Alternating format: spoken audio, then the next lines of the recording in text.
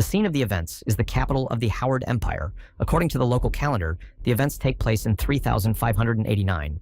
The city is gripped by chaos everywhere. Terrible explosions, fire, destruction, and complete anarchy accompanied by terrible screams of people. A local nobleman kidnapped the dragon's only son, Generok, and for such a grave sin, the dragon will wipe out the entire Howard Empire. The dragon, blind in its anger, does not care whom it takes revenge on, and ordinary people will pay for the feudal lord's guilt with their lives in the best traditions. Like any parent, the dragon Generok is ready to tear throats for his child, so in complete despair, the dragon destroys everything in his path. People who had nothing to do with the tragedy in the Generok's house are looking at the angry winged reptile, drowning in grief, in fear. Generok cries bloody tears in despair, not understanding how these people dared to take away his dearest little son, Royce's happiness. And only the destruction of tens, of hundreds of insignificant human souls who know nothing but greed for other people's property can become repentance for this grave sin. Blinded by grief from the loss of his only child, the dragon Generok burned half of the Howard Empire to the ground in revenge, and from that moment, the story began. And somehow, this child was reborn as someone whose time in the world of ordinary people, in the stone jungle of a modern city, ended very tragically. Before he was reborn as the son of a dragon, the unfortunate man from his past life was seriously ill and bedridden, with no hope of any improvement. For this unfortunate man, there was nothing better than to find himself in the body of a dragon, which is a symbol of health and longevity, but a fly in the ointment. The little prince stood there thinking his thoughts until someone's hand slapped him on the shoulder, preventing him from enjoying the solitude and silence. A little girl of Royce's age asks him with a smile what he is thinking about, and her twin brother, identical to her sister as two peas in a pod, teasingly asks if he is planning to do something naughty again, but this time, Royce will not be naughty. Now, the young dragon boy turns to the red-haired hero Favreau and asks if the giant of the mountain they have been talking about so much will be here. The red-haired hero replies that there can be no doubt about it, as the wandering giant has been seen many times in the vicinity of mountain slopes and villages. Eyewitnesses describe the giant as a creature as majestic as a stout mountain, whose body is made entirely of stones, so they try to avoid contact. The red-haired Viking replies that the giant is usually asleep, and his character is not as bad as described, and he will not attack first unless you provoke him. Suddenly, this handsome boy with silver hair looks like a red-haired Viking coming down and, with his hand over his mouth, tells him not to cause him any trouble. The boy can only pray that everything goes according to plan, and that their trip does not turn into another adventure that can really spoil the nerves of both of them. As if to spite the fact that you want everything to go peacefully under the wheels of your carriage, you take a stone and let it go down the drain. It would have bounced off their carriage, but not this time, and the damned pebble jumps along the road like a flea in a frying pan. This damn pebble did something comparable to the end of the world and hit a huge boulder, causing it to sway, undermining the balance. One well-aimed blow right at the base of the boulder was enough to destroy what was already holding on by a thread, and now we can only hope for a miracle. For the young dragon, this is also a bad sign, and he can only watch the damn boulder flying rapidly downward. The boulder falls down to the bottom of the canyon, causing faults in the age-old rocky landscape. As if that weren't enough to make him happy, a strong explosion from such a sharp blow added to the fracture in the rocks of the canyon where the giant was sleeping. Watching everything that happens, the dragon turns to Favreau to inform his partner about something inevitable and terrible. Turning to his red-haired Viking partner, the young nobleman tells Favreau with a grim, nervous smile that they are up to their ears in selective shit. The giant has woken up and is rightfully chasing them to kick the ass of the bastards who have disturbed his centuries-old peace in the snowy lands. The Dragon Prince admits that although this life is interesting and richer than his previous one, death follows him here and constantly breathes down his neck. The whole salt is in the plot of this manhwa, the concept of which is built so that the dragon goes beyond the line as quickly as possible. He is clearly not trying very hard. It's ridiculous. The mountain giant is rightly annoyed that the travelers woke them up and are rushing at them at the speed of light, intending to kick their asses. If Favreau hadn't reacted quickly, they would have remained only a stencil on a mountain landscape. I see the target, I see no obstacles, and the young prince, using Favreau's head as a kind of improvised scaffolding, steps forward directly onto the battlefield. Without waiting for anything, the young prince uses the magic of time and slows down the target, and his alter ego from the real world is not going to just die. The mysterious magic covers a very dangerous boulder, and it has slowed down a bit in its flight. The devilish threat to the life of the monarch and others crashes into the ground with a thud when it is finally extinguished by the magic of the Dragon Prince. The grand entrance to the stage and this damned cobblestone were chopped to pieces by the same sword twins, with their quick reaction to everything around them. Sitting astride the unfortunate Favreau, as if he were a mare, the Dragon Prince commands him to escape as quickly as possible, and the crying Viking says that he is trying. The young prince promises to survive and to realize his dreams, and live the way he could not in his past sick life. Let's go back to our dragon of a man, Generok, who is furious because his most precious possessions were stolen by people who were supposed to be quartered. The dragon is attacked by a large army of heroes, led by a red-haired knight who is ready to go forward without leaving a head on the dragon. The red-haired man urges Genrock to get ready because today he will personally put an end to all the dragon sieges on the Howard Empire. Genrock rightly considers them to be miserable insects who always get in where they don't belong and have no sense of honor or compassion. Even if he powdered half or even the entire Howard Empire, it would not be enough to repay the death of his little child. Genrock rightly wants to tear the entire population of the Empire to pieces and wipe out those who have attempted to violate the sacred. The dragon will do everything to destroy the part of the Empire that still survives. This is the end of the reading of the last chapter of this primitive child's manhwa for the patient. This manga is a kind of children's comic book in the fantasy genre that a terminally ill young man finally gets carried away with. In the exhausted black eyes, this picture shines brightly, so much so that it contrasts with the exhausted eyes and face of the man. I saw a vivid picture of a typical children's fantasy with knights and dragons, and honor and revenge and magic with mysteries and plots. The bedridden young man looks so exhausted that at first glance it seems that he could give his soul to God. His diagnosis of amyotrophic lateral sclerosis, or Lou Gehrig's disease, was the misfortune that confined a very young, promising man to bed. This disease causes complete atrophy and death of the neural cells responsible for the movement of the whole body, which leads to paralysis of the whole body and death. The young man learned of his diagnosis at the age of 25, and it became a death sentence for him and the end of his entire life. He had no relatives or family of his own, and all the money he saved went to keep him alive in his body or to exist, because you can't call that life. He had a strong, beautiful body, and now all he has left is his thin, lifeless body, the shell of which is supported by ventilators. And this simple children's manhwa with its bright, naive plot was the only thing that somehow made his life more interesting in the last days of his life. This became the only thing that made up his broken personality.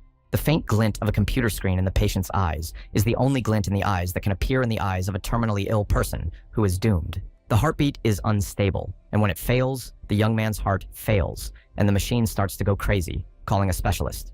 Looking at the screen for the last time, showing his last moments of heartbeat, the young man simply exhales, losing his life. The eyes close, blurring, which means that the patient's life is about to end.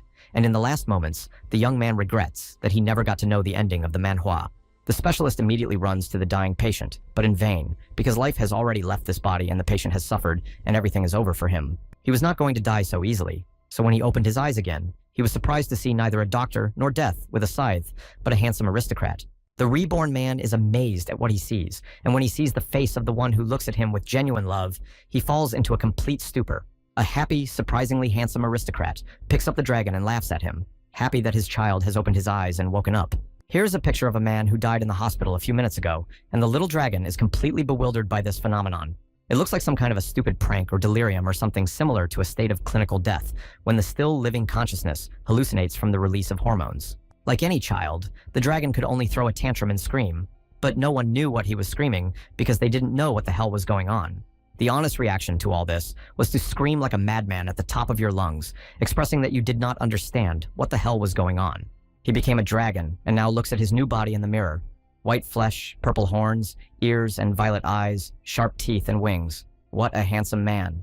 It is fair to say that the reborn man thought that he had simply lost his common sense and went through a rejection of reality and an unwillingness to accept himself. He went through the process of realizing the whole situation and trying to understand what was happening to him and how it was possible for him to do this. But after analyzing this whole situation, he came to understand and rejoiced in the fact that he was reborn in the body of a dragon. A real dragon. A strong one. In numerous manhwa and comics, dragons have never been weak creatures, and he can't complain about being reborn into the strongest creature in fantasy. And the most important thing is that the average life expectancy of a dragon is about 10,000 years compared to other creatures such as humans and fairies. In his past life, he worked hard from an early age to survive, and later, he fell ill with an incurable disease that paralyzed his body and destroyed his spirit. And in the end, to die in the prime of life very young and leave absolutely nothing behind. But in this life, everything will be fine because being reborn as a dragon with an absolute reserve of vital energy and long years of life is a real victory. Still, he hasn't gotten used to the strange sounds his new body makes instead of the usual words. However, in this body, he is not afraid of any difficulties and will overcome them with ease because he is now a dragon. Warm, fatherly hands gently take Royce's small, chubby body and raise it to the level of his eyes. With love and warmth, the father looks at his child and asks what made him so happy. Clutching the baby to his chest, the handsome aristocrat says, "It's time for little Royce to have lunch." The dining room is elegantly decorated with sapphire gilded walls and tall candlesticks. He is definitely a nobleman. a dragon nobleman. You only get lucky like this once in a millennium. And a little white frowning dragon waiting for his meal in a lovely bib, decorated with lace and an embroidered dragon's face. On the plate in front of him, some incomprehensible red jelly-like mass looks very unappetizing to the little dragon child. The dragon father, Generok, does not scold his son for refusing to eat, but asks why he does not like it, and asks the little boy to eat his food as soon as possible. He will definitely not get used to such strange food, thinks a grown man in the body of a small dragon, looking at the strawberry jelly in front of him on the plate. Royce begins to eat this red jelly because since he is a dragon, he must live like a real dragon.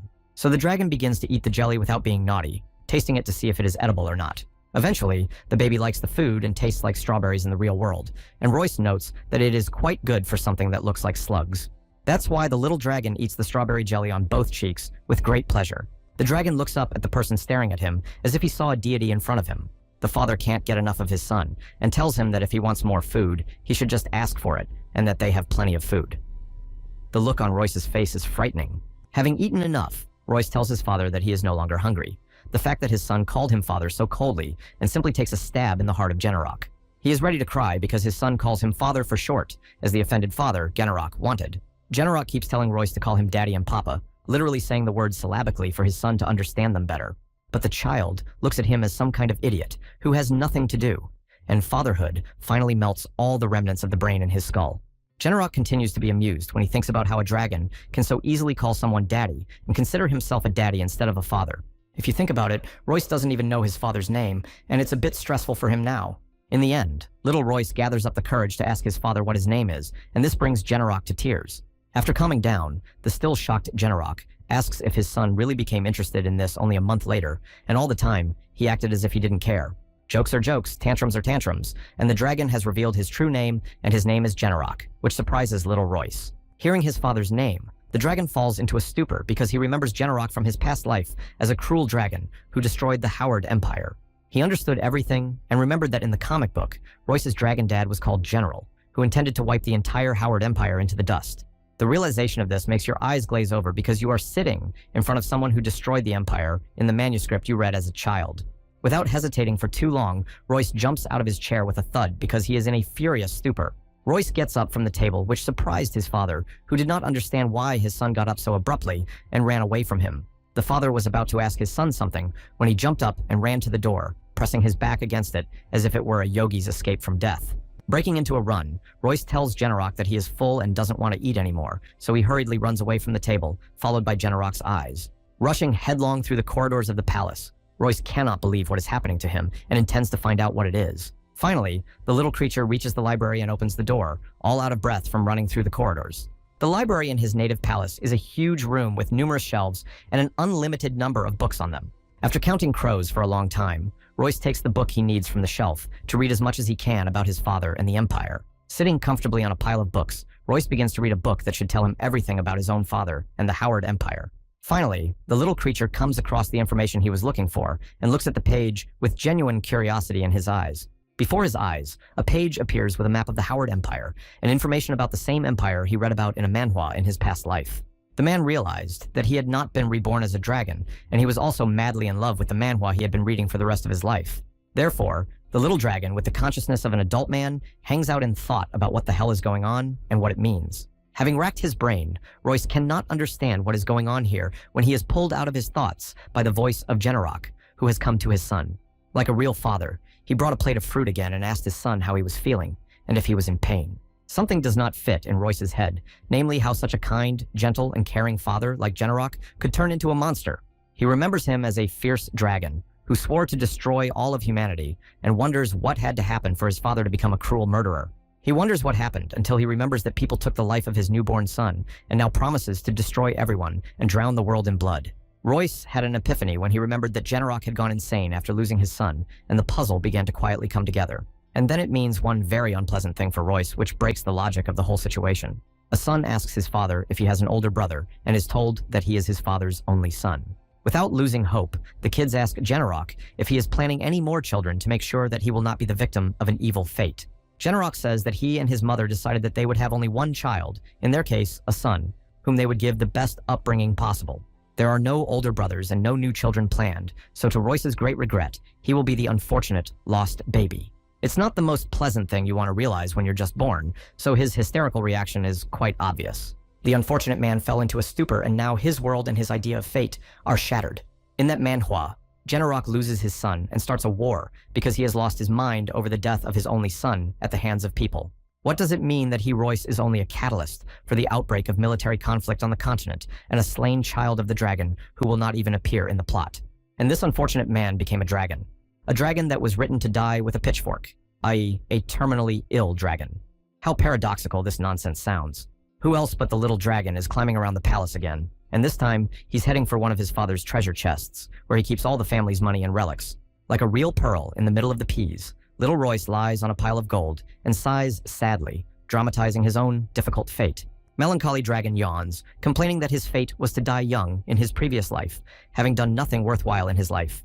The saddest thing is that he won't even have time to use his rightful riches from the piggy bank. And then why does he need all this gold? Dying again because of some stupid interconnectedness in the system is not a happy prospect for Royce, and he rebels that he is not going to die. And again, the little mischievous creature reaches out to a book lying on a high shelf and read to the holes. Oh yes, the very book chronicling his entire life from start to finish. And now Royce has a new goal to study this book thoroughly to understand it. Now that he has the chronicle in his hands, the little dragon wants to study it to calculate some important calculations and things for himself. Now, the little smart guy has to figure out in what year his father, Genrock, went into berserk mode and burned half of the Howard Empire to the ground. Genrock's child was killed and he went insane. And if Royce remembers what year it happened and compares the facts, he will know the day of judgment for himself. And the dragon understood. The year described in the manhwa is 3,589, and all the facts converge here. Royce begins a complicated calculation and calculates that in relation to the year 3090 and the Day of Judgment, he should be destroyed at the age of about 5 centuries. He is to be executed at the age of 498 and 499 years old, 1 year before his majority. The dragon realizes that he will go to the next world as a child and promises that he will give them all a good time, not his death. Now this stubborn little dragon prince promises that he will manage to survive for these 499 years at any cost to himself. He will not give up easily and promises to kick this life's ass.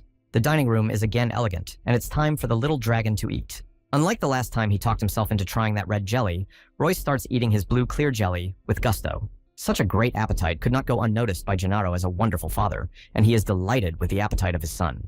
The little dragon finished the bowl of jelly in one go, and now looks at his father with a suggestion to give him more, and eats with a great appetite for joy. Genrock is only too happy to do his best, and puts even more jelly on his plate because there is plenty of food, and the child must eat well to grow strong and healthy. Genrock poured him a full bowl of blue jelly and urged the happy dragon to eat, saying that they had plenty of food and did not need to worry about such things. As if this whole do-or-die festival wasn't enough to make you happy, an insect flies to the smell of sweetness with obviously not good intentions. Royce is eating, and does not suspect that his spoon is filled with a kind of bright acidic protein supplement to the sweet berry jelly. The inevitable traumatic experience of being swallowed by an insect was only minutes away. The little dragon was lucky that his father reacted in time and rushed to his son to save him from being poisoned by a brightly colored poisonous arthropod. Genrock's reaction time is quick, and he automatically knocks the spoon with food out of his son's hands. It is fair to say that when the boy saw his father taking a bowl of food and a spoon from his hands, he started to throw a tantrum, not understanding why his father did this. Holding the damned insect in his hands, Genrock exhales, saying that they have narrowly escaped a big trouble. The fact is that Genrock's father bred these insects artificially, and they are safe for dragons like them, but not so much for a small one like Royce. The fact is that these insects contain a deadly poison, which is warned by the bright color of the insect, and little Royce was very scared. Genrock quickly reassures his son, saying that everything will be fine, since he did not eat the insect, so everything will be fine, and there is no reason to worry at all. Genrock looks at the insect with curiosity, wondering if it escaped from his laboratory because of the dragon's own mistake, and they narrowly avoided a tragedy. Royce realizes that he has to be more careful next time because he has relaxed too much, and now he has turned off his brain again while walking along the corridors. It is clear that the little dragon prince has finally forgotten what universe he lives in when he calmly walks along the corridors and reads a book on the go. He forgot how the porridge smells at home, how one of his king's knight's eyes lit up red right from the backstage, not promising anything good for Royce. After making sure that they are completely alone in the corridor, the knight swings his axe at the unsuspecting prince, who walks with his back to the entire castle guard. However, Royce's brain was enough to react to the guard's attack, and he was alerted when he heard an excessively loud sound. An axe blade gleamed menacingly in the air, predicting Royce's imminent death by losing his head. It's a good thing that this little idiot had enough brain in his skull to scream when he saw the mortal danger in front of him. Either at the cry of his son, or simply by intuition, Henrik intervenes to break up the whole show and save his son's life. With his bare hands and simple gloves, the father stops the axe blades a millimeter away from decapitating his little boy. Without much fanfare, Genrock summons a massive dark mass of energy that first engulfs the traitorous knight, enveloping his figure in dark energy. No matter how kind Genrock was to his son and others to some extent, and having limits is necessary, the dragon burns the traitor alive with hellfire on the spot. Having solved the problem with the traitors, Genrock immediately rushes to his son, asking if he is all right, but he cannot even answer him. The little dragon does not understand how he almost died twice during this period, while his father wonders how it happened because he checked everything himself. It seems impossible for a sober mind to comprehend, but a few days later, he was finally convinced that it was true. Everything is going well, and it seems that a simple walk in the fresh air with my father will be fine, and nothing terrible should happen a priori. Royce saw a huge mountain with a snowy peak, surrounded by forests, and a huge lake, and a small dragon was amazed by it. Genrock replies that this mountain is called the Ice Fang of the Earth, and hearing the name of the peak that captured his attention, Royce cannot help but be delighted. It is one of the two most majestic mountains that rise on either side of the continent, and is home to many mythical races that live here in harmony. The dragon realizes that this mountain is even bigger than Everest, and seeing this mountain in person is even better than looking at it on the pages of books or on screens. Another little greeting from the world to the little child in the form of a bright blue butterfly crossed the sky and flew past the white creature. Like a little child, the little creature begins to run after the butterfly, happily trying to catch it in its tiny hands. He was about to catch it and almost reached for the insect when thunder rolled through the sky and everything was covered in darkness, scaring the young Royce to death. The sky was covered with dark blue and black storm clouds, and thunder and lightning began to roar, warning of the onset of bad weather. Just when you thought you were having a good life, Royce was struck by lightning from the sky, and he was so contorted with pain that he was crippled because lightning is no joke. The kid has barely recovered from such a blow and is trying to catch his breath after being brutally hit in the head by the thunderbolt Perun. This time, the father reacted to his child too late, but he hurries to his son to at least give him first aid after such stress. Our song is good and new. Let's start it again. It's bullshit to say that lightning doesn't strike in the same place when it hits the poor Royce in the head again. Finally, Royce began to realize that the author really wanted his character to at least go to heaven. And here you go again, as lightning hits him, setting him on fire for the third time and giving the little dragon a terrible concussion for the third time. Now, he finally believes that the author of the manhwa will do everything to kill him. Genrock cries dramatically over his unconscious little son. He wakes up again in his room and sees the ceiling and the canopy above his head. Well, at least he is alive this time, and this is something to be thankful for.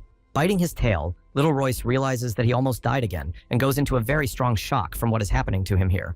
It cannot seem adequate or possible that in a few seconds, lightning struck him as many as 3 times in one place as it did. Royce is being dramatic, claiming that the plot of manhwa definitely wants him to die the worst possible death that the sadistic brain has in store for him. But he cannot understand why he has to die so early, and why such a difficult fate has been destined for him, and why he has to be the victim. One way or another, but before his death, at least 498 years old, it is said that he must die at the hands of the people who will come after him. Royce cannot believe that this quintessential horror began after he decided and declared that he was not going to die for nothing at all. Now little Royce begins to be hysterical because he realizes that he has to die just to get the plot of the manhwa to start as it should. But then he thought about how he had survived these almost 500 years and did not understand what the hell he could do all this time while the world was changing. He would have sat on his bed and thought sad thoughts, but you can't sit on your ass all the time and change your fate and save yourself. So, having gained strength and courage, Royce started to leave his room to meet what was waiting for him outside his room. It is true that sitting on your ass and just thinking about how unfair everything is and how bad it makes you feel is not an option, and you need to think about a plan. He simply has to do everything possible to protect himself from these numerous attempts on his life and at least try to change everything. So Royce kicks the door to the room where his father is now and loudly calls his dad to draw attention to himself. Seeing that his little boy, Genrock, has arrived, he is distracted from his work on his documents and turns his head to his son to ask what has happened here. Sitting down in front of his little son, the father asks what happened, and Royce asks if there is anything in this palace that can reliably protect him from attack. Dragon asks about something like a mechanism with 3 levels of protection, and Genrock says that they do have something, but it's too early for the kid to use it. To use this, he needs the power of attributes, something that distinguishes him from all other dragons, and many years of training to control it. You need to be able to tame such a force, and Royce is still very young. He should start training when he grows up, in a few hundred years at least. But Royce does not agree with this scenario and wants to start right now and does not want to wait until he's allowed to start training by age. The father is shocked that his little son is ready to start training, and Genrock cannot believe that his kid is ready to learn. Genrock tried to object to his little son and explained to him that Royce was too young to start learning because he was not even a year old. The dragon stretches his arms to his father and begins to persuade him, saying that this is not true and no one said that it is too early for him to learn something, that he should not do this. The father explains that training usually starts after the dragon has its first hibernation. But the dragon can't refuse the son's sweet eyes, because what wouldn't you do for such a cute little creature, and he changes his mind about the decision. Unable to resist the sweet face of his son, Genrock finally agrees to the child's request and is ready to give him what he wants so badly. The kids can't help but be excited and need them to start training right now, and they are not going to back down from the fact that they have to start training now. Genrock says that first they have to go to a specific place, and the white dragon asks where exactly they need to go. The father solemnly emphasizes that every dragon cub must come to the elders to learn about the powers he possesses directly from them. The boy's head was spinning from the amount of information, and the fact that the so-called elders existed puzzled him. A second later, the baby was happily running across the palace courtyard and shouting to his daddy that he had many important questions for him. As always, joyful and friendly to his child, Genrock hugs the boy and asks what happened and what his little white-haired dragon wanted. The kid's question is absolutely logical, and Royce wonders how they are going to get to these elders if he hasn't even learned to fly yet. Genrock begins to transform into his true dragon form, and black and purple mana begins to swirl around him and says that it's an obvious question. And now the father tells his dear son that there is no other way but to fly through the air to get to his elders for initiation into dragons. For the kid, the real magic begins, and he covers his face when the dark magic begins to blind him. Instead of a father, a huge layer of black and purple energy appears in front of the little prince, and the energy swirls in front of the little boy's eyes. The little boy realizes that he is about to see the same true form of the dragon that he saw in the manhwa in his past life, and it cannot help but scare him. And indeed, there is a real huge dragon standing in front of him, looking almost exactly like the same Genrock from the comic book, but its eyes do not cry blood. It would be wrong not to say that the boy, seeing the true form of his father, began to rejoice because he saw a real dragon before his eyes. Genro immediately stretches out his paw to invite his son to fly with him, and this white owl is smaller than his own father's paw, which is very cute. With a very proud expression on his face, but also nervous, Royce begins to climb up Genrock's outstretched palm to sit on it before the flight. When the boy finally climbed up, his father asks him to hold on as tightly as possible, holding the boy in his strong palms before he flies into the sky. With a swift purple arrow, Genrock rose and flew over the fields and meadows in the palace to meet what awaited them outside the house. From such a sharp gust of air, the kid starts to choke, as flying through the air is a very new experience for him, and it is his first time. The father dragon, meanwhile, is gaining height and rising to even greater heights, gradually breaking away from the ground and soaring beyond the visible sky. The frightened child clings to his father's fingers, asking if they have to fly so high, hinting that he is very, very scared. Laughing, Genrock replies that this is not high enough, hinting that they still have a lot to do before they finally reach the elders. And like an arrow, a large black dragon crosses the sky, flying out of the atmosphere accessible to ordinary creatures, which explains why there was a hint of height. The white dragon thinks that if they continue to fly like this, they will probably be able to easily reach outer space, passing all the layers of the heavenly vault. Genrock tells his son that they are almost there, and the boy is surprised at how quickly his father was able to pull it off, so that they are almost at the elder's house. The location is outer space with the stars of the Milky Way against which stands a strange silver building, previously unknown to the eye, that looks like a flower. The white dragon, seeing such beauty, hangs with his jaw hanging open because he could not even imagine such a thing, and because everything here is so beautiful. Genrock says that it really looks very majestic, and explains to his son that this is the Holy of Holies, known as the true land of dragons, the core of their lives. The name of this shrine is no less majestic, and it is majestically called the City of the Silver Flower. One way or another, the dragons flew to their shrine, and Genrock lands at the entrance to the palace of the elders of the clan and the entire race of dragons. The white dragon recognizes that the palace of the Silver Flower City looks much bigger when you stand close to it, and it delights him. Returning to his human form, Genrock tells his son that it's time for them to go, calling his little son to go ahead and say hello to everyone. The two dragons, the big black dragon Genrock and the little white dragon Royce, walk forward to the circle where the elders of the entire dragon family are sitting. Sandra, as the head of the Council of 13 Dragon Elders, welcomes the guests and says that they have finally arrived, and it is clear that they have been waiting for the visit of their people. After bowing down, Genrock greets the elders, calling himself the son of Famous, and little Royce can't squeeze out anything more than a mumbled greeting. Barotis, one of the elders, is surprised to see the son of the same Genrock, and says that the boy seems smarter and more polite than his own grandfather. Famous gags Barotis. Genrock says hello to his father and tells him that they haven't seen each other for a long time, and Famous turns away. It's clear they don't get along. Elder Famous replies that 623 years have passed, and the last time they saw each other was when he brought his now wife Valentina to meet him. The grandfather begins to complain that if he had a grandson, he would have come personally, because he does not want to share his happiness with these old men. To which Generok replied that Royce was born a month ago, and they had come to the elders early, and this could not but irritate Famous, because his son was right. Finally, Grandpa Famous turns his attention to his little grandson and looks at him with a somewhat intense gaze, assessing the one his son has given birth to.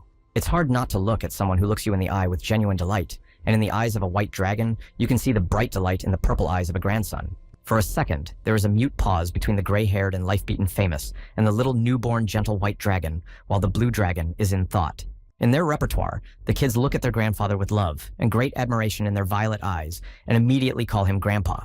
No matter how much Famous broke down and acted like an unbreakable old man beaten down by life, when he saw such a sweet grandson, his heart immediately melted with affection. Famous gladly calls himself his grandfather and is happy that he has such a wonderful little grandson and rejoices in this fact as if he were seeing God. The other elders laugh at him, saying that he is so happy about his grandson, and someone sane says that Famous has been waiting for his grandson to appear for a long time, and it is a sin to laugh. Sandra guessed that Royce had come to learn about his power and asked if it was too soon. Generok replies that he had explained it to him, but Royce was persistent. Famous begins to brag about how his grandson is gifted from birth like a true grandfather, and Sandra hints that he should shut his mouth. Famous continues to enjoy himself, even when Sandra says that Famous is just an old man who likes to show off and asks Royce to stand in the center for the ritual. The frightened white dragon turns to his father, and he tells him that nothing will happen, and he just needs to stand still in the center of the hall, and that's it. And the child stands in the center of the hall in front of the entire council of elders, who will evaluate and determine his talents and give him the attributes of magic. Even though he is nervous, Royce tries to appear cool to the last and not show the elders that he might be afraid of anything at all. When everyone was ready, Sandra said that it was time to start their meeting.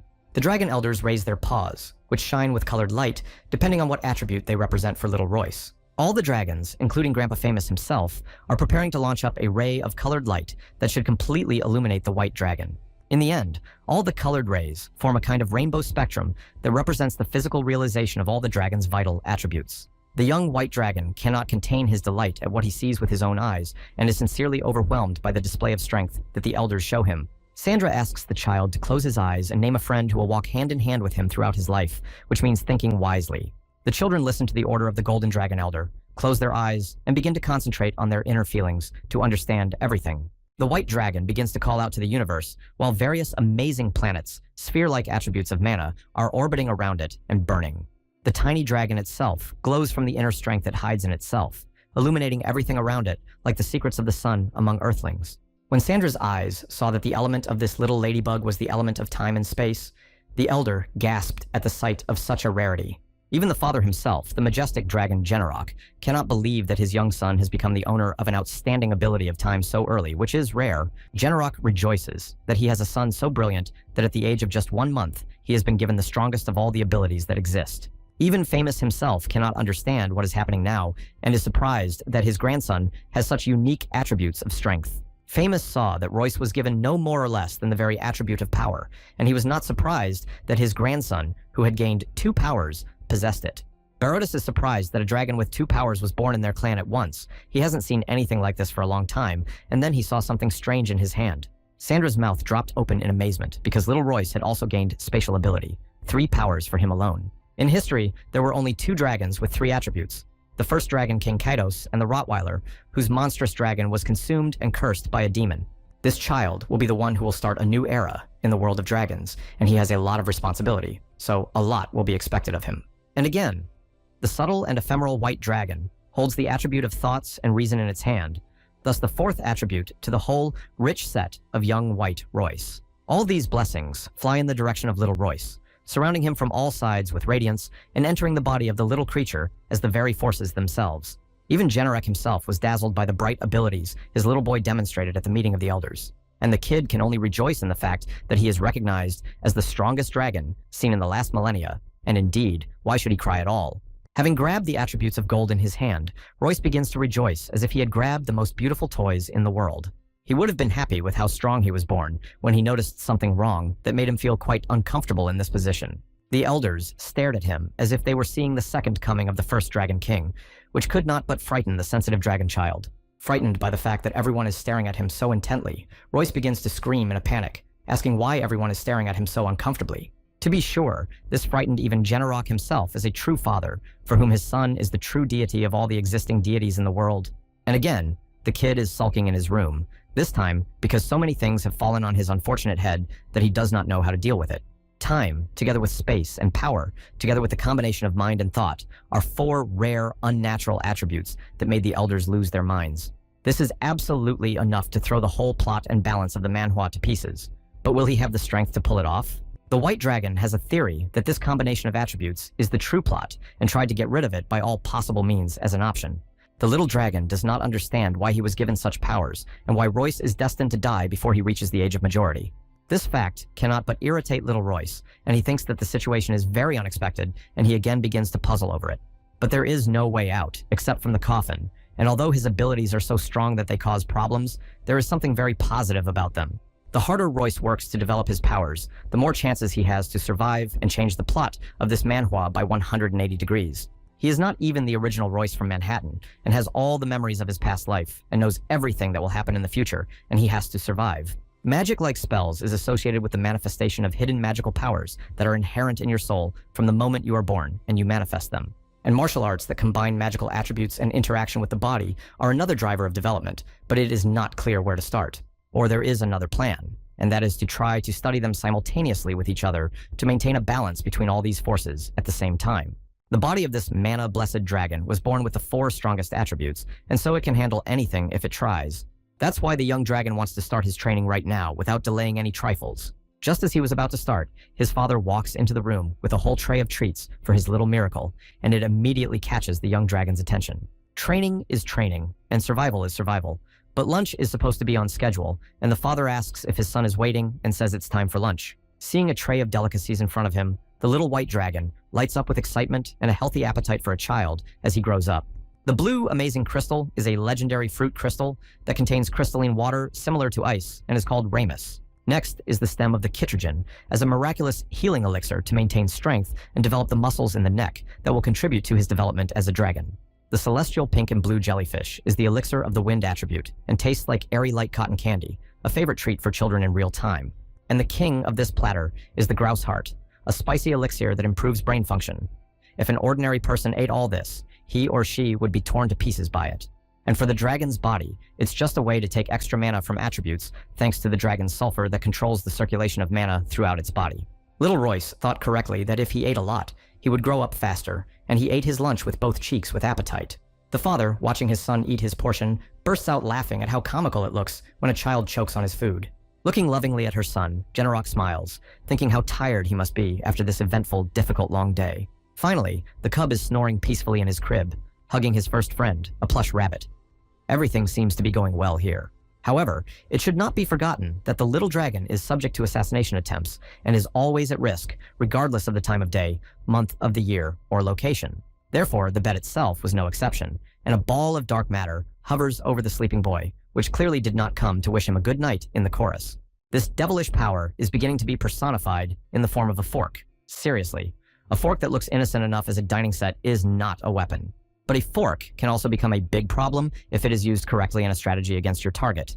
Therefore, the fork has a clear plan of action to stick into the floor near the kid's bed so that he stumbles and falls because this bastard is in the way. But the baby does not see this and continues to sleep peacefully in his crib without disturbing anyone, as his sleep is a sacred thing for him and everyone else. And again, the room plunges into night silence and darkness, allowing the white dragon to sleep peacefully, his last peaceful sleep at home. Morning came to these lands, and the palace with cool air, light sunlight, and the chirping of birds that broke the dark night with their wings.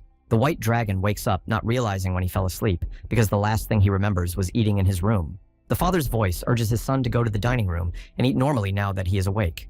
The day has to start anyway, and everyone eats first. The kid quickly responds to his father's call and is about to get out of bed, not realizing that a real trap has been set for him. As expected by the otherworldly force that had placed the fork right in front of little Royce's bed, the white dragon stumbled and flew to the floor. And he flew down headlong like a garbage bag instead of living dragon flesh. The frightened Royce sees a fork stuck in the floor in front of him and wonders what kind of misfortune it was and what the hell this fork is doing here in the room.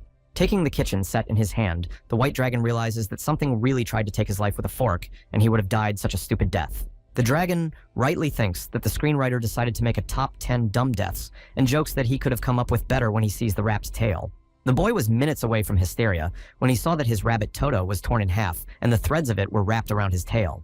Only this rabbit can be trusted by the little dragon, so he immediately goes to his father to have his favorite toy sewn up for him. Sewing up the unfortunate Toto, Generok asks him affectionately if his son is really upset because he tore his favorite toy because his son Royce is crying. As a real father, he asks his son not to worry because his dad will fix everything and nothing is impossible for Generok. Some strange thing happened, and Royce wakes up in his crib again as if nothing had happened at all.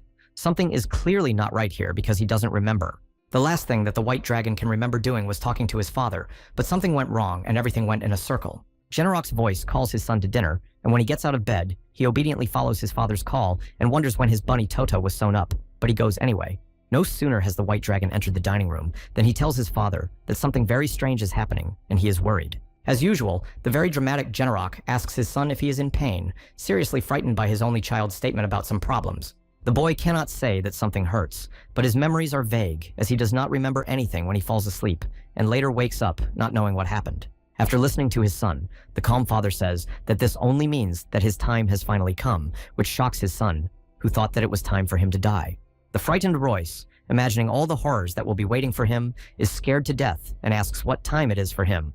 His father explained that Royce's hibernation time was approaching, which meant that in order for the dragon to be considered an adult, he had to go through 2 full hibernation cycles. And since the little white dragon is approaching its very first hibernation, feeling this drowsy is absolutely normal for it. When he heard the information about hibernation, he seemed to resign himself, and now asks his daddy how many years such hibernation lasts so that he knows exactly what to expect. Generok replies that he is about 100 years old, and the kids are surprised to hear that he will sleep for 100 years, and this does not please them at all. Everything fell on his head like a snow boulder in the mountains a few days ago when he learned that he would die at a young age, and now this damn hibernation for centuries. Now the frightened dragon realizes that now nothing will prevent those who encroach on his life from easily getting rid of his little one. The childish, hysterical reaction of the boy did not take long to show itself, and he immediately ran away, shouting that he did not want to go into this hibernation and began to rebel. Therefore, this little genius has a great plan to do everything to prevent this whole big hibernation from doing everything to keep from hibernating again. So now, with eyes burning, this stubborn little genius sat down at the table and is now inspired to spend the rest of his hibernation training his mind with training. It is necessary to think of everything to stay awake and not eat because satiety dulls and disperses heat in the body, causing it to become drowsy. No baths because they warm you up to drowsiness, no unnecessary movements, and no going to the bed because he wants to lie down and go to sleep at the same time.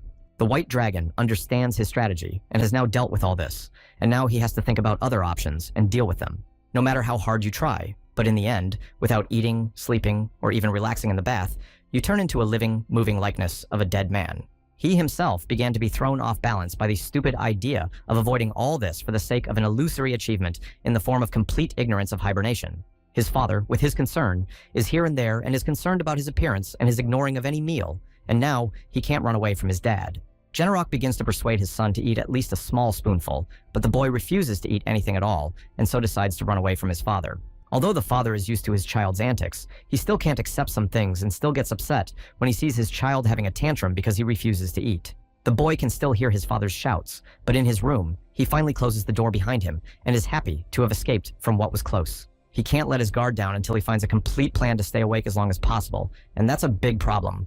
The points on how to ignore sleep are perfect. Stand pinching your ass, don't wash yourself with cold water, and most importantly, no books, which Royce successfully failed. You can't go against the body, and a growing organism begins to fall asleep, no matter what psychological barriers it had previously set up. Nature is nature. However, he immediately slaps himself to wake up and declares that he has no right to fall asleep here and is absolutely forbidden to do so at all stages. He cannot fall asleep. Under no circumstances should he fall asleep, and he hears his father's voice in the back of his subconscious, echoing in him. The frightened kid immediately wakes up and screams in fright because he sees his father in front of him, but the last time he read a book, he didn't read at all, and then this. Smiling, Generok asks his son how he slept. He did fall asleep, and it is clear that it was for a long time, judging by his father's reaction and how happy he is. It's not clean. The father reached out to stroke his little child, but he began to freak out that he had actually only closed his eyes for 1 minute. But Generok just calmly listened to his child when he started to freak out, and when the hysteria was over, he congratulated his son on something important to the dragons. When the little white dragon asked what the hell kind of holiday he was being congratulated on, his father replied that it was his 100th birthday. 100 years ago, the room looks as usual, and nothing suggests any trouble for little Royce, and everything seems peaceful, and life is measured. A father comes into his young son's room to call him to the table for dinner and wants to check how the boy feels after the whole performance. He brought his son a half bowl of treats to eat and saw his little son sleeping on the floor in the middle of a pile of books around him. Generok can't help but feel a wave of cuteness because his baby stretched out on the floor and fell asleep while reading books, and it's so cute. So, leaving aside his bowl of food, the father picks up his little son and takes him to a soft, warm crib to fall asleep. Generok thinks that it would be better if the child actually ate elixirs before sleeping, but this phenomenon cannot be predicted, so let the child sleep. The father resigned himself to the fact that nothing can be done, so he wishes his son a good night's sleep and covers the little dragon with a blanket. Finally, after stroking his son's head with genuine affection, the father wishes him sweet dreams once again, promising that they will meet again. Generok was sitting quietly in his office working when a strange rumble came out of the blue, and he was seriously concerned. Like any responsible parent, Dragon Sr. immediately panics when he hears any suspicious sounds from the baby's room, and it's suspicious. This means that you have to run and run to check on your baby's well-being. Oh, these frantic parents. Even the dragon is no exception. The father immediately ran to the sound from the room to see what had happened in his son's room and saw that the boy was sleeping peacefully under the rubble from the ceiling. With one hand, Generok lifts a piece of the ceiling to free his son from under it, wondering if he was hurt by the collapse, but the white dragon only snores. It's a good thing that the father had enough brains to realize that this was no ordinary hack, and that he had to look closely at what surrounded his child. It is clear that the bed leg could not have broken so easily, because it is made of a solid piece of wood that is not easy to break. It all seems too suspicious to be considered a mere coincidence, and there is nothing left to do but take my son away from here. Over the past 10 years of hibernation, a series of very strange things have happened to Royce, hinting that something wants to take this baby's life. Then a fire would suddenly break out, threatening to burn the entire palace to the ground, along with a young gifted dragon for a mate. Something otherworldly and terrifying wants to get rid of little Royce, and for the father, it is too suspicious to be a simple coincidence. And even Generok himself had no idea why the hell this was happening to him, so his father tried to do everything he could to ensure his safety. Generok created defensive barriers without paying attention to the fact that his life expectancy would be significantly reduced, but when it comes to his son, it is the law. He would do anything for his son. He has spent the last 60 years protecting his son, and in total, he has been attacked only 4,120 times. That is how many times Royce's life was attempted, but it is not clear who needs it, since there are several races in the world that know about the existence of the dragon race. And none of them would have attempted his son's life, knowing that he was standing in the way and that only a race of dragons could compete, but they are all their own. To this day, Generok is still wondering whether all these attempts on his son's life were mere coincidences, and this question will never leave him alone. Another explosion, and no one will give you any peace in your life, and no one will give you a rest. And now this unexpected explosion in the hall is added to all the problems. But the one who opposes the son of the Black Dragon, Generok himself, will face the wrath of his father, who will not give him a chance to survive. The father is angry that the bastards dared to raise their weapons against his family and promises to lift them up on pitchforks, just like traitors are lifted up. Anyone who takes up arms against his family will be torn apart by the dragon of Generok himself, and even the royal guard will not be an exception. Therefore, the life of these bastards will not be long, and will end right here in the palace of the Dragon King, who is not going to be ceremonious with them for a second. The time has come for them to pay in full for their sin of betrayal, and the only way out is to protect themselves from the magic of the strongest of the dragons, Generok, because he is their father. The attempts of an entire battalion of knights to attack him look like an attempt to run over a hedgehog by sitting on it with your bare ass, just as ineffective and stupid. One by one, the traitors begin to drown in a whirlpool of black and purple mana, gradually dissolving as if they had never existed at all, and this is a just punishment. This is what will happen to anyone who opposes Gennaro, let alone attempts to take a swipe at his dynasty, the most precious thing for any parent, the holy of holies of all. Although he is a kind and sensitive father to his son and his family, to the enemy he was, and will remain someone who would destroy his child for the sake of his child. Of the knights, Generok left only their armor. No bones, no flesh, no dust. Just empty armor like nutshells or beetle shells. Famous explains to his son that there is no escape from this, and that it is the fate of a genius that he will suffer all his life because of his unique strength. Elder Famous explained to his worried child that his grandson would face even more challenges in the future, and that the strong Royce would be able to cope with them, just as the legendary first Dragon King once did by his own example. The same fate is in store for little Dragon Royce. Generok worries whether his boy will be able to cope with it, wondering whether his son's talent and strength are so great that they want to take him away. But he is a father to protect his child from any harm, and he will not allow his little boy to disappear under any circumstances. Even if it is God himself, fate, or someone else who comes for his child, he will not allow anyone to take Royce away, and will protect him to the last. And again, the present time. Royce's room. Everything looks calm, and nothing promises any emergencies, and the little one is nowhere to be seen. And here he is. He stands by the mirror and studies his own reflection, curiously examining something that seems to have changed in his small body. The white dragon looks at himself and wonders if he has grown up by chance during all this time, because it seems to him that he fell asleep a little smaller than he is now. The child measures himself by drawing an imaginary line and compares what he remembers about his height with what he has now, and it seems that there are micro changes in him. And he starts to freak out because he's been sleeping around for 100 years doing nothing, and now he's hardly changed and hasn't even grown up. The boy felt as if he had just fallen asleep during the lessons, as if he were napping as usual, but in such a way that 100 years had passed that he could not believe it. He also managed to survive, strange as it may seem to think about it, but he does not know what the price for his father was for the survival of his little son for 100 years. First, there was an attempt on his life by the knights when the kid was just walking down the hallways. Then he was struck by lightning 3 times, and the fact that Royce survived this with minimal damage. Then there was the damned fork in the floor, which almost caused him to slit his throat if he hadn't fallen a little further away from the trap. He doesn't understand anything at all, although he thinks he's safe while he sleeps, which seems delusional.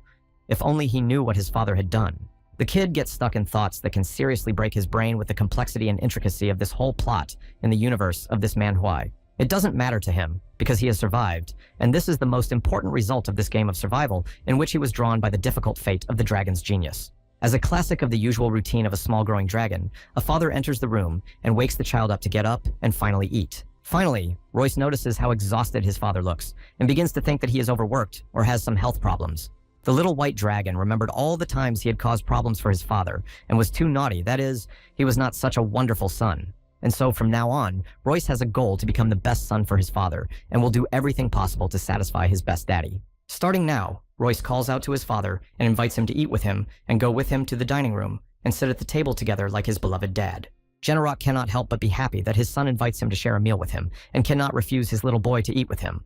The kids run after their father, dancing and singing about how hungry they are and how happy they are that their dad went to the dining room with them. Without any complexes, Royce asks his father why he looks so bad, and he asks if everything is so bad, and hears that he is overworked because of his job. Sometime later, the little dragon is standing under a large tree in human form and is going to continue training in the open.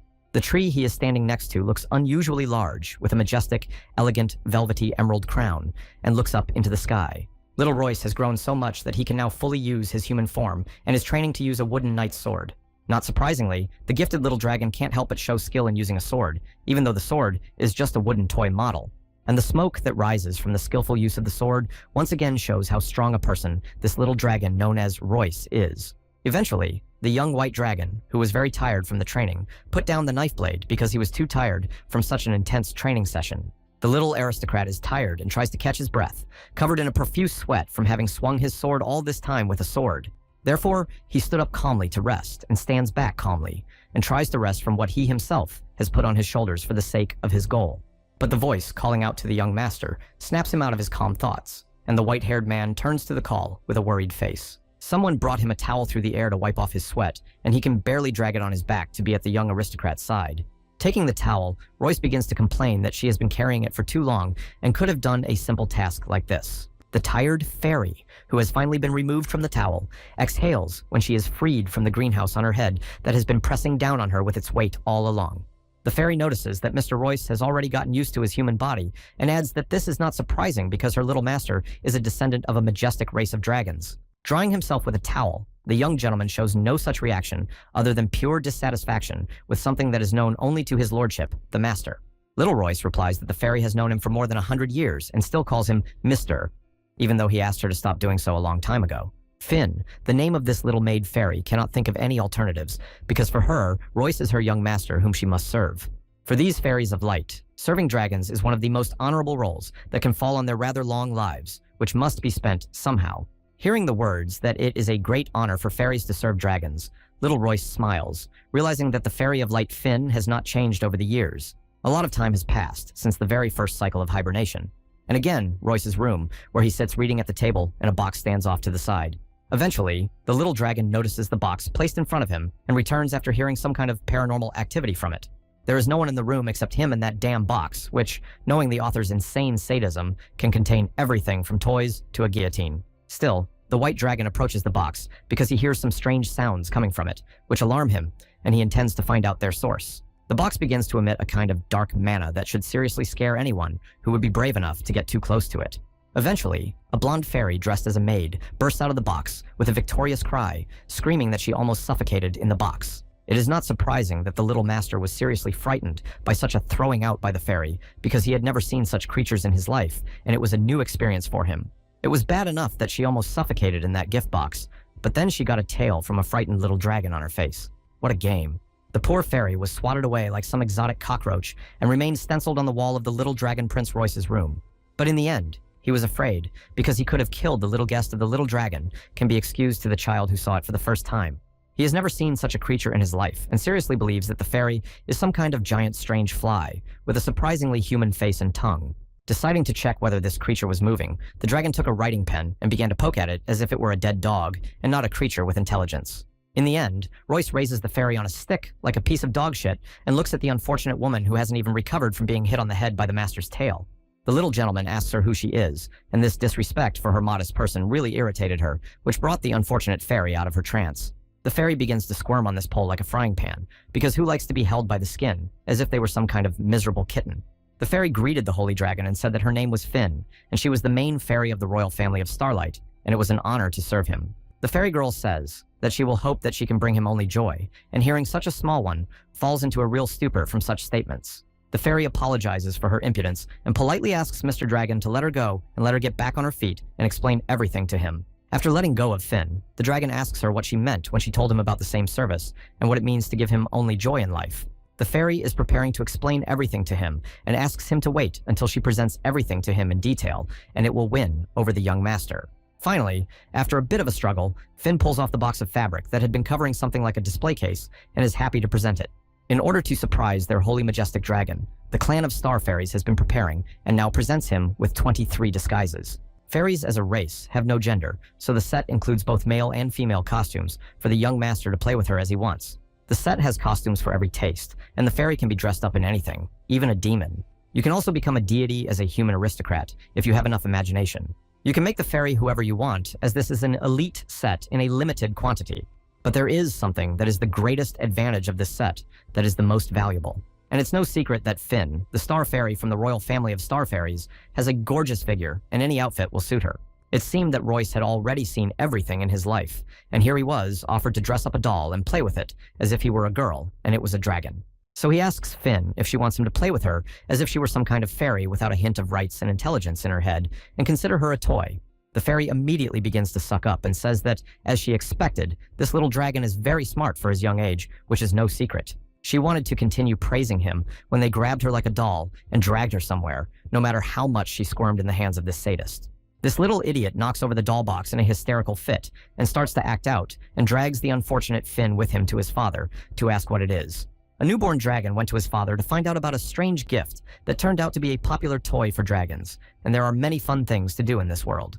However, it is not humane to play with a living creature, and Royce asks to bring Finn back, but the fairy begins to beg to stay with him in the palace. Finn throws himself at Royce's feet and promises that he will do everything, including washing and cleaning, to stay with him in the palace until his death. In fact, becoming a dragon's friend is an honor for fairies since childhood and is a guaranteed path to success and career growth and a wonderful life. There is a legend that the first king of fairies was also a toy of the very first king of dragons, and that is why it is a great honor for her, and he left her. Finn is over 800 years old, and she knows much more than he does, and has been helpful in many ways. Now, he wants to go back to studying.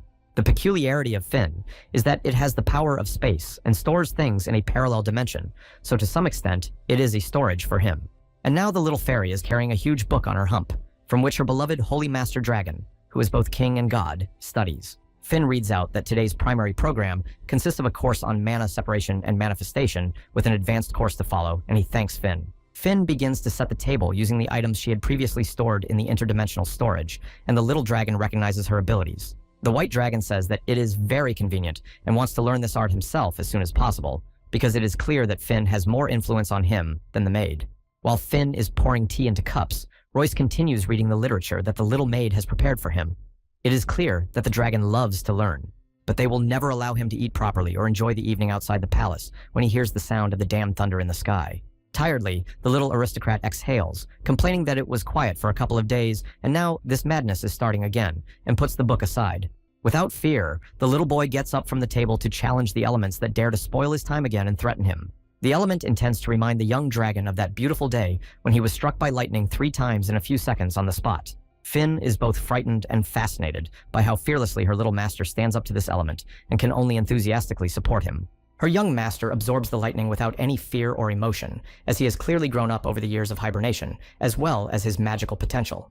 The lightning was absorbed by the magic crystal on the little genius's hand, thus saving his little master Royce from another lightning strike. The young white dragon can't help but be pleased that he was able to repel the attack of the element so easily, and only smiles confidently and enjoys his strength. The dragon with the purple eyes admits that lightning has struck him hundreds of times before, but this time it will be his turn and he will leave unharmed. Finn immediately recognized the Stone of the Mind, a tribute in the little master's hands, which he had seen on Royce's hand when he had absorbed the celestial element.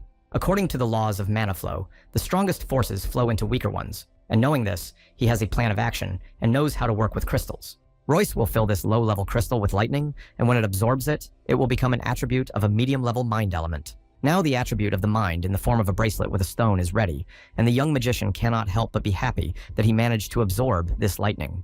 But Finn starts to panic again and warns her master about the danger that he will be struck by lightning again while he is admiring himself. Finally, this brooding little idiot came out of his own reverie and paid attention to what was happening right above his head and threatening him. Thankfully for Finn's warning, the white-haired aristocrat was able to immediately repel the lightning attack by creating a real mana force field around him. This has never happened before, and even Finn, who is experienced in magic, is stunned by the interdimensional curvature of matter. The young aristocrat is actually a bit irritated by Finn's boldness, and his expression shows that he is not very happy about it. The maid fairy can't help but admire her master when she notices that he instantly created a strong field of magic as if he had the power of the first level. The blonde fairy admits that even for such a dragon, blessed with heavenly mana, such results are extremely outstanding, and he is truly a genius. The fairy continues to dream that if she continues to serve such a majestic dragon, she will definitely reach the top as the first of her kind. As a young Royce thought, starting his studies with spatial methods was the best idea, and now he can block the encroachment on his life with this magic. According to his observations, the attribute of space will soon raise its level to the first level of proficiency, but the attributes of power and time are still at the 3rd level of mastery, and the powers of thought and mind are still stuck at the 5th level of mastery. The problem is that the young offspring deepened the study of the space attribute in order to survive, and this affected the rate of development of other attributes by slowing down. So this whole training process will take longer than he planned, but now he has hope that he will be able to survive the assassination attempts. So, full of motivation, the White Dragon Genius is ready to continue his studies, and he asks his faithful assistant Finn to get him another book, the next one on the list to read. Once again, the atmosphere in the dining room of the Dragon Palace is peaceful, and nothing suggests any major changes in the plot. Little Royce, eating a delicious lunch with both cheeks, asks his father where he needs to go now, not realizing that his father has to go on a serious mission. Genrock replies that he is heading to the city of the Silver Flower, as there are rumors that Elder Kurdak will resign in the near future. Royce asks if his father is talking about his grandfather, and Genrock replies that Kurdak is still an elder, and although he is an elderly dragon, it is not respectful to call him grandfather. The little dragon replies that all of his grandfather's friends are grandfathers, and unable to argue with his young son, Genrock agrees to the title. As little Royce is tearing up the meat, he says contemptuously that he will retire, and why would his father want to go to the city of the Silver Flower then? Modestly and somewhat shyly scratching the back of his head, Genrock replies that the fact is that Kurdak intends to transfer his seat in the parliament to Genrock. The little son starts praising his father, saying how cool he is, and Genrock replies that he can't do otherwise because he is his dad. Royce wasn't the only one who trained all the time, as his father had reached the highest level of zero mastery of the absolute element of mighty darkness. Not all dragons can master the 0 level of skill, and his father did it at the age of 4,000 years, which is rare for their entire race. These achievements are enough to call him the final boss, and look up to his father as an example of dragon strength and power. In the original story of the Manhwa Genrock, the monstrous dragon that destroyed the entire continent had the attributes of darkness and demonism, just as in this variation. It is because of these two attributes that the whole body of Genrock acquired a distinct dark purple-black color, and in the comments, it was called the second coming of the demon. But this time, it won't happen again, because little Royce has been training for the last 150 years to ensure that the disaster doesn't happen this time. The hesitant father wants to tell him something, but cannot muster the courage to voice it to his little son, and continues to be nervous now. Tired of his father being so indecisive, Royce asks his father to stop pulling the cow's tail, and finally say something. He is irritated. Genrock says that he will need to stay for a while in the city of the Silver Flower. This has caught the little dragon's attention, and he listens to his father. According to the rules, a parent who raises a cub is disqualified from running for the post of elder, but there is no better possessor of the attributes of darkness than Genarok himself. Previously, the process of transferring the position of elder took a rather long period of time, but Genarok managed to reduce this time to only 10 years. Hearing that his father might be gone for about 10 years, little Royce falls into something like apathy, and Genarok tries to calm his son down. But the kids do not intend to cry, because their father will be away and say that the time without their dad in the palace will pass quickly enough that he will not notice. Genarok was openly shocked by this reaction, and tries to say something, but his son says that he thought his father would be gone for 100 years. But he's only been gone for 10 years. The young aristocrat says that he has just started studying martial arts, and that everything should be fine, and he will not be in danger from now on. A peck on the cheek. Hearing this, and explaining that his little son had grown up and could now do without him, he sits and cries in the corner, dramatically hugging his knees. The young dragon wondered if his daddy had ever wondered if he would cry because his father would be away from home for a long time and did not understand tantrums. Royce also asks Genarok if he thought he would cry and beg him not to leave home at all, and the father simply asks if his son wants something tasty. A tearful Genarok asks his son to wait for him at the dining room table while he brings him something tasty to eat and leaves the room. The young aristocrat tells his father that he is no longer a little child, but he is still a child. The time has come for Genarok to leave for the city of the Silver Flower, and the father calls his son to say goodbye in the palace courtyard and gives him instructions. The father says that all the food and elixirs are in the fridge, as well as medicines in case of illness in the third drawer of Royce's drawer, and asks him to use them. My father was about to continue when an impatient Royce shouts that he understood everything and asks his father to fly because he's tired of repeating the same thing. The little dragon starts to freak out because his father is leaving for only 10 years and not for eternity, and the white-haired child shouts that he is no longer a child. However, for his father, he is still a child, and he gives him a bag with a single relic so that they can keep in touch with each other from a distance. This is a natural stone for communication, and his father has another copy of this stone, and as soon as Royce activates it, he and his father will instantly contact each other. After evaluating the stone, Royce comes to the conclusion that it looks quite expensive, and he is delighted with it. After racking his brain, Royce comes to the realization that this stone will allow him to communicate with his father even when he is in the city of the Silver Flower. When his son asked him about it, Genarok was shocked because he hadn't thought about it at all, and this is his main problem. Genarok admits that he has never thought of such a thing and has never tried a crystal at such a great distance, so it is a mystery to him. Royce is shocked. The white-haired man exhales with the realization that he thought his father was extremely smart, and he just threw that out in front of him. But no news is also good news, and Royce asks his father to finally fly, not to worry about him and to think only about his work. With a sigh, Genarok agrees, but finally asks his son to use everything in their treasury if he needs anything and not to be ashamed. Or if he gets bored, let him go to his dad's office, and most importantly, let him remember to eat right and take care of himself properly. The father flies away, telling his son that the street is dangerous and he shouldn't go too far.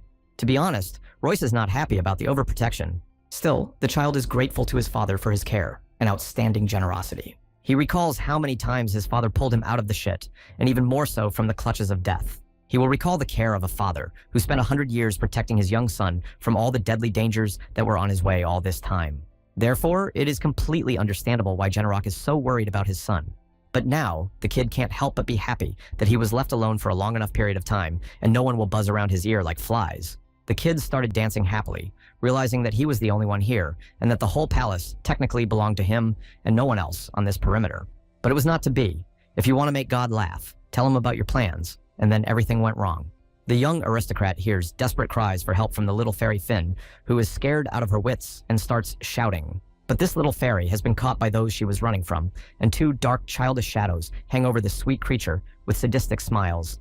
No matter how much Finn begs to be left alone, she is a mere toy doll that can be broken in half for everyone except Mr. Royce himself. The unfortunate fairy was grabbed by children's hands who began to shout that they had finally caught her and were holding the little fairy so that she would not escape from their hands. These little bastards can't help but be happy that they have captured the fairy, and now the toy won't escape and laugh ominously, while the unfortunate girl begs Royce for help. Little Finn keeps begging her master for help, hoping that her young master Royce will save her from these little devils. In the end, Royce takes his fairy away from these sadists, and thus saves them from playing with her in a rather cruel way. The little aristocrat asks these barbarian guests what they are doing in his palace. He is clearly not happy to see these two little devils in his palace. These two demonic shadows hang over the unfortunate white-haired man, warning him that once he repeats the fate of his fairy, and he has nowhere to run from them. The demons are just two twin children who come to play with Royce and jump right on top of him to cuddle with their buddy. They try to explain to Royce that his father has asked them for something, but it turns into a two-voice show where you can't make out anything. The tired Royce asks them to take turns speaking, as he does not understand their babbling at all. Now there are two with one brain for two. It is perfectly visible. Connie, as the older twin sister, explains that Royce's father flew to the city of the Silver Flower and asked them to look after him in his absence. The younger Khan adds that Generok said that his father asked him to look after Royce and added that he was left at home all alone. That's how he helped his son. These two geniuses thought that he would be very sad alone, and remembering that they always had fun playing, they decided not to let him die of boredom. Royce asks them to finally shut up and bursts into fits of loud laughter. In a chorus, the two shout that their friend said a bad word because that's not the way to say things. The violators of its holy silence are small twin dragons from the neighboring peak, an extremely rare phenomenon that happens only once every 10,000 years.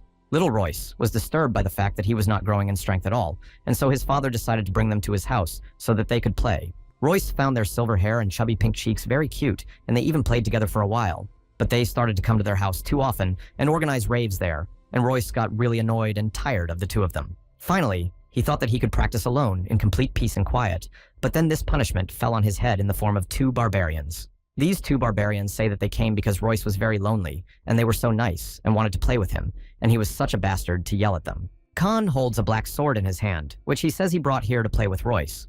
What a toy. That's the harsh childhood of dragons. When Royce sees a kind of magical attribute in the form of a black sword, he falls into a stupor because it is a rather rare weapon in their world, and certainly not a toy. Without hesitation, Royce took the sword from his friend, making him bawl his eyes out as his precious tit was taken away from him. The white-haired man realizes that he is looking at a very rare weapon and how it could have ended up in children's hands. So in all seriousness, Royce asks Khan and Khan where the hell they got that sword. And for the first time, the two of them are silent, as if they had taken in water and don't speak. But they don't want to answer the question so easily and evade the question, trying to keep the secret of where they got the artifact from. The sword is not simple, as its handle shines with a bright purple space stone, which immediately attracts the attention of a young aristocrat and is interesting. Kang replies that he found this sword in his father's treasury and borrowed it, and little Connie shows off two swords, calling them toys that she also found. In all seriousness, Royce asks whether they asked Carlos, their father, for permission to take such artifacts from his treasury. He did not receive an answer, and looking at these two barbarians who cannot find an answer to this question, Royce realizes that they stole them from the treasury.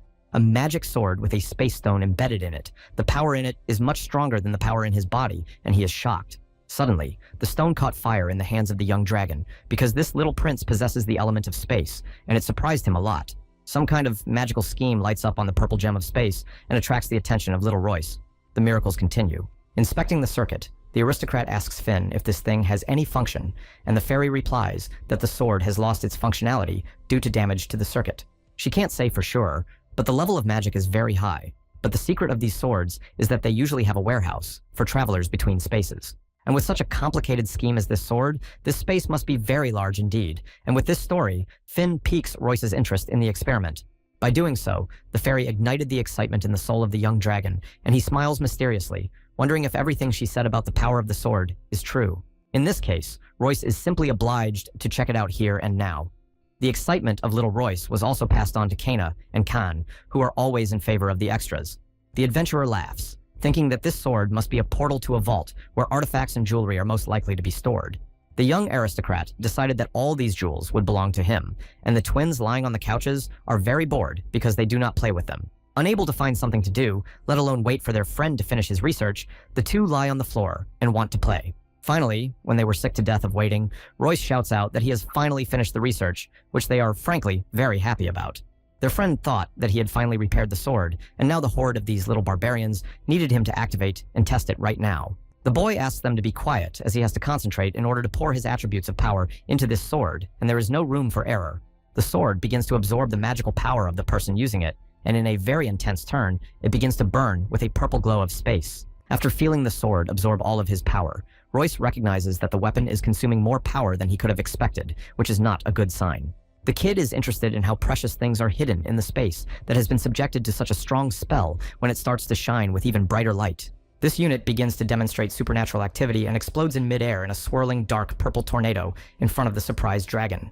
Now Royce is seriously frightened and wonders what is happening, and thinks that what is unfolding before his eyes is the very secret hidden space. This dark vortex begins to suck in these foolish young experimenters who decided to challenge the power of space in this sword. Now Royce realized what he had done, but there was no turning back for him now, and there would be no turning back, since he had already crossed the line between the two worlds by activating the sword. A merry series of adventures began, and these young fools were about to be pulled right into the middle of the vortex between the two spaces, and now they will not go back.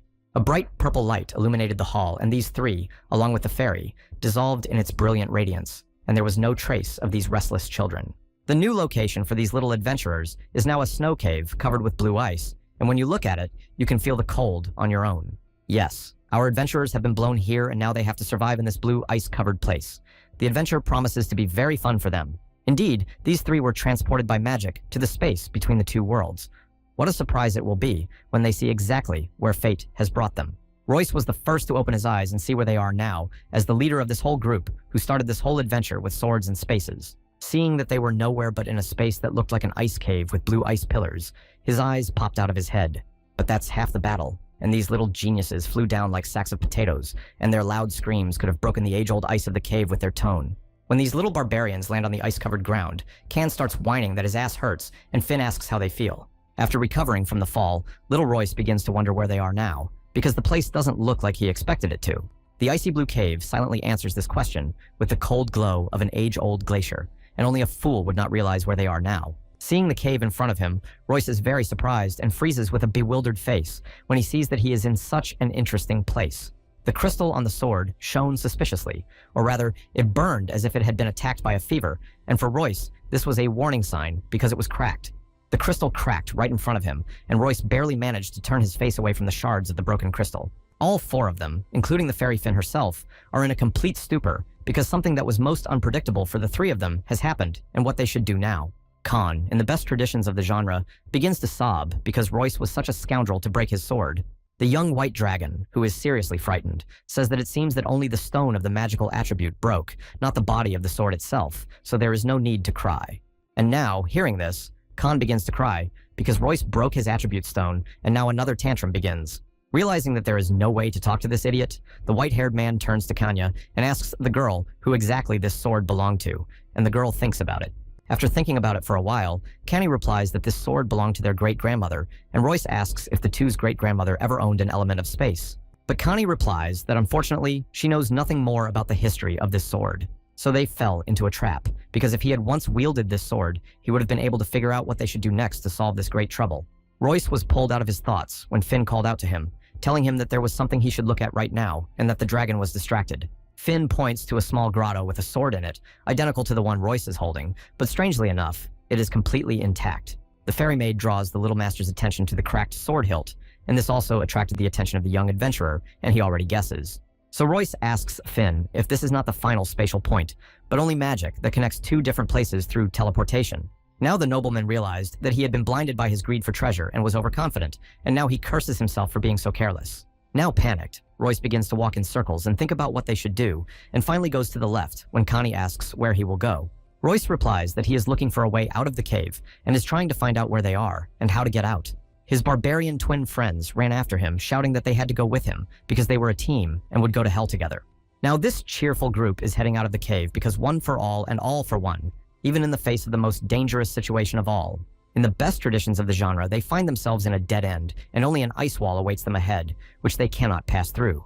But for Royce, there are no obstacles, because this genius sees the goal, and there are no obstacles for him. So now, he will tear down this damn ice wall.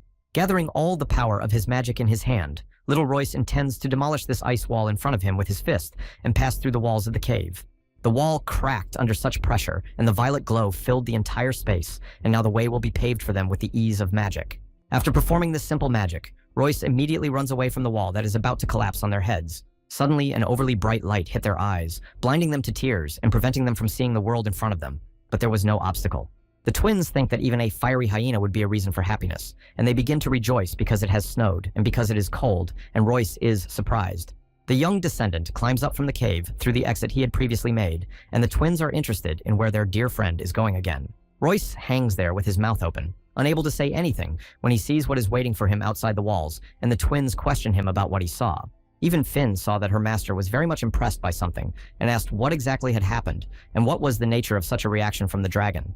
It turned out that they had come to the territory where the legendary right fang of the earth is located, the twin brother of the left fang of the earth, which is located in its homeland. Kang starts asking what the right fang of the earth is, and Connie starts shouting that he is an idiot, and it is the left fang of the earth, turning the conversation into a joke as usual. The right fang is a mountain located at the easternmost point of the winter continent, and this can only mean that they have reached the other side of the planet. Now, the young dragon himself confirms that they are up to their necks in shit, and realizes that it's all because of his stupid curiosity, which led them to a dead end in ignorance. Therefore, the only way out for them is to climb up this damned snow-covered mountain, and there is no way out for them now. This is what happens because of ignorance. The world of Evan's name consists of 4 huge continents that represent the entire geography of this world, along with the Sea of Demons between them. These continents are successive and are known for the fact that their climate always remains stable throughout the year as one season.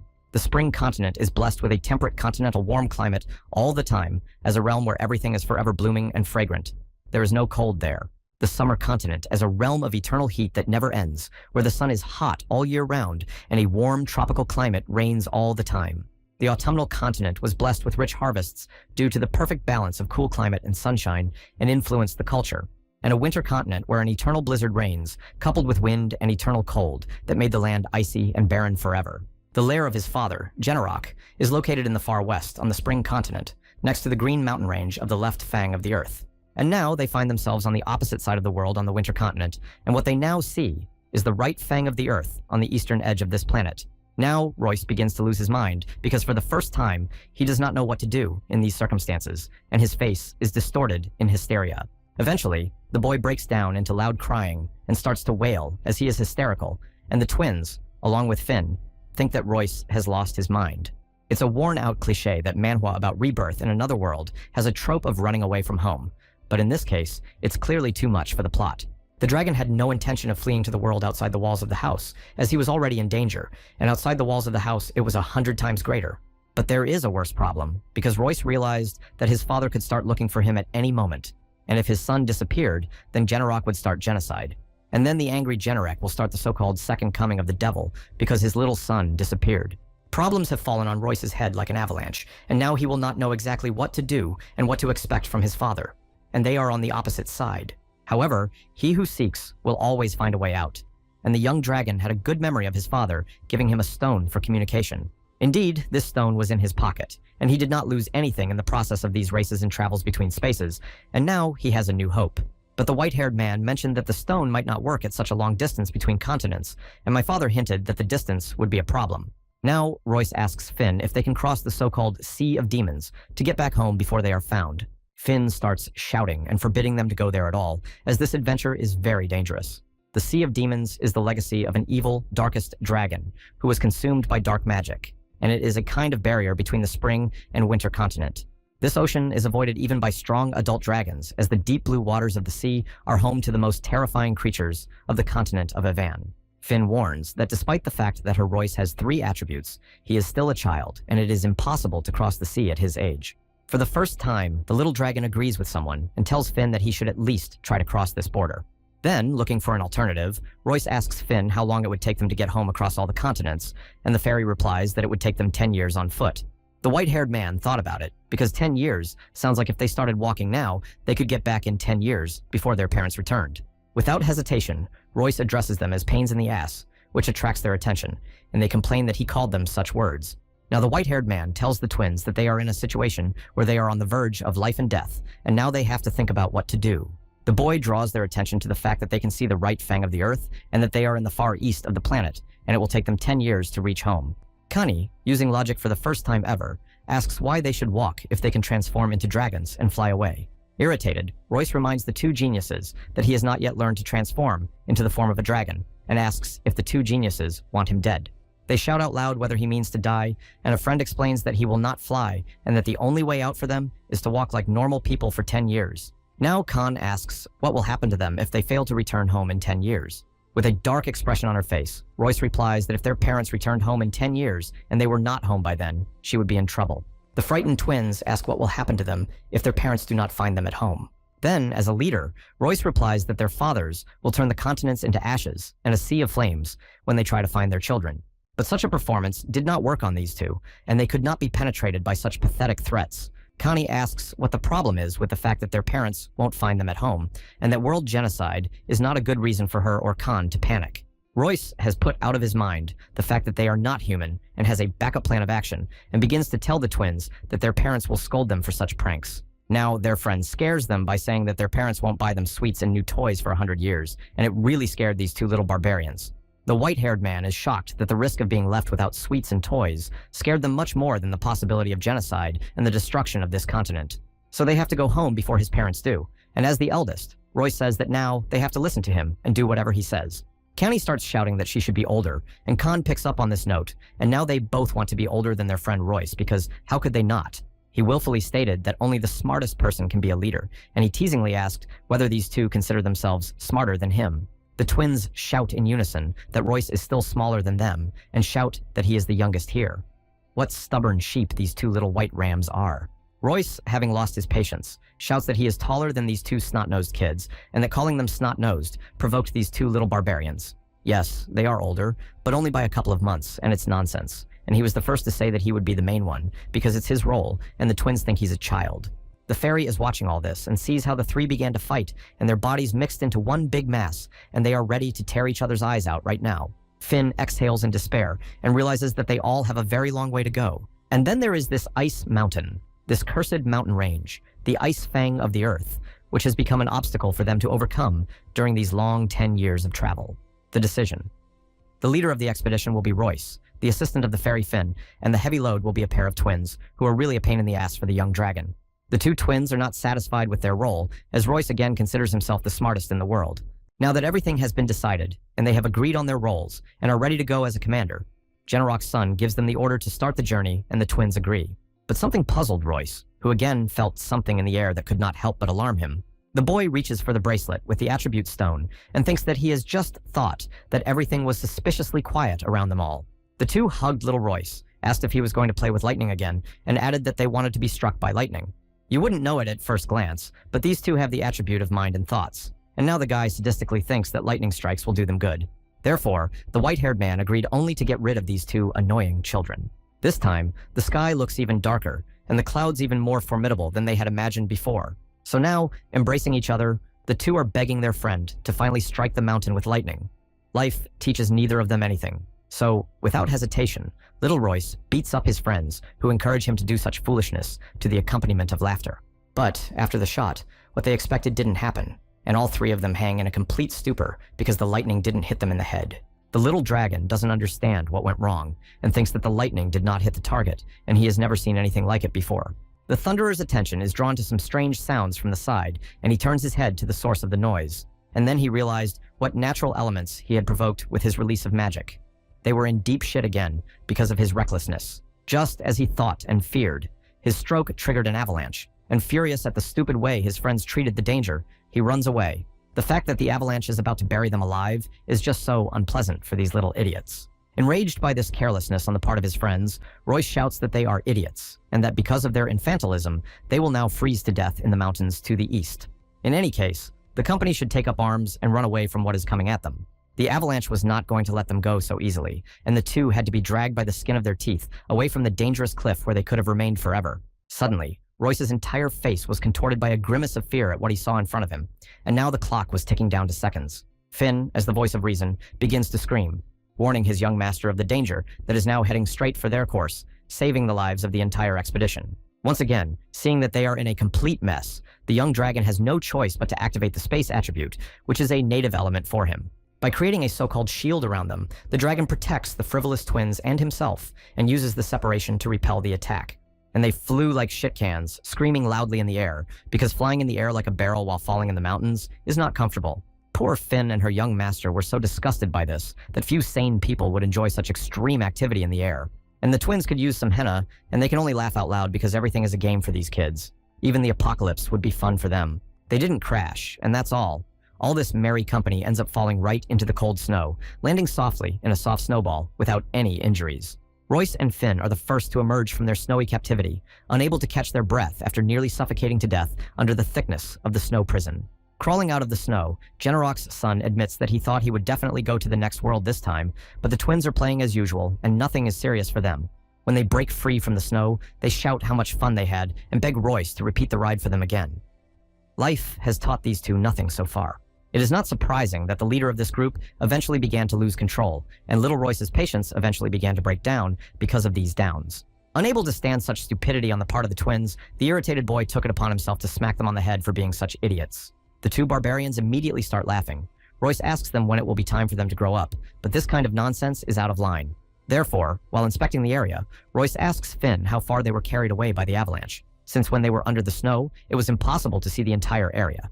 Due to the avalanche, everything is covered with snow, and it is now an unrealistic task for the leader to figure out where they are, and then the twins' voices called out to him. For these two, it's a pool of snow. It's just games in their heads when they're really 3 layers away from home, and their parents can kick their asses for such an escape. Khan does not demonstrate that he possesses the attribute of reason and immediately dives into the snow as if he were some kind of wild animal. God, what a pain in the ass to deal with these idiots. Only Royce is annoyed by this arbitrariness because his sister is completely delighted to see it and wonders how his brother will have fun without her. We have to join in. Not having much of a self-preservation instinct, Connie desperately throws herself into the endless snow, diving for her idiot brother. Poor little Royce. It's better to just watch the twins' moronic excitement and never become a part of their somewhat irresponsible, stupid whims. Later, the annoying Connie disappears under the snow after her brother. It's a sad thing to say, but finally, Royce will have peace for the first time in a long time. This time, Generok's son is struggling to keep from shouting at his friends again, so he gathers his will in a fist and exhales before speaking. Still, irritated by the behavior of these spoiled little fools, he simply calmly but firmly asks them to stop fooling around and start walking. However, there was no answer, and it was absolutely quiet under the snow, and these idiots did not even raise their voices, so the irritated Royce started shouting at his friends. In hysterics, he begins to kick the ground until he falls through the snow, screaming to the fierce fright of his assistant, the fairy Finn. At the last minute, the child's hand manages to grab the fairy, and now the frightened Finn flies down with him, like Alice running down the hole after the white rabbit. Desperately scared, Royce begs Finn to help him and lift him up on her wings. But no matter how hard she tries, she can't fly because he's too heavy. And these two flew down, just like Alice and her friend the White Rabbit, but they are a fairy and a dragon, and the cave is actually made of ice. With a screaming face, little Royce flew down the tunnel, unable to control his emotions from the sharp fall he had just experienced. The poor little dragon screamed and cursed in pain when his butt hit the ice-covered ground. Neither Royce nor Finn knows how to stop this cursed fall, so they fly down into the cave together, rapidly and together. There is nothing but the same damn cliff ahead, which cannot be avoided. Finn, as is her duty, warns Royce that they are in great danger. Looking down, the dragon sees below him the very cliff from which he is about to fly down in a cube, and he flies down like a sack of potatoes, and his whole life flashes before his eyes, just as a person sees his whole life before death. Now, the young dragon dreams of what it would be like to have the ability to transform into the form of a dragon, and thus save himself from imminent death. This genius is saved from falling and breaking his nose on the age-old ice, or even worse, by some unknown force that grabbed the boy by the skin a second before. Salvation came from someone from whom it could not be expected, and on the one hand, he was grabbed by Connie in the form of a dragon, thus saving Royce from death. It turns out that Khan can be useful when he's not fooling around, and he catches a friend on the fly with his sister. At least now they're not fooling around. Unfortunate Royce, holding Finn in his hand, is shaking in the air as if he were not a person, but a doll stuffed with rags. But he was saved. Despite the fact that they are complete idiots, Kana and Kana have an advantage. They can transform into the form of a dragon. The twins would not be twins if they did not turn an almost tragic situation into a game, and when he returned to human form, say that he had fun. Watching his friends, even such a proud dragon as the son of Generok, cannot help but thank the twins for saving him from death. All is well. Royce is alive, but something is still troubling his mind. The location has changed too drastically for him to remember everything so easily, and now he has to figure out exactly where they are and what's going on. From the top of his experience and knowledge, Finn immediately realizes that this is not a natural cave, and that this corridor was created artificially. The young dragon admits that this is true, but who created this ice corridor remains an open question.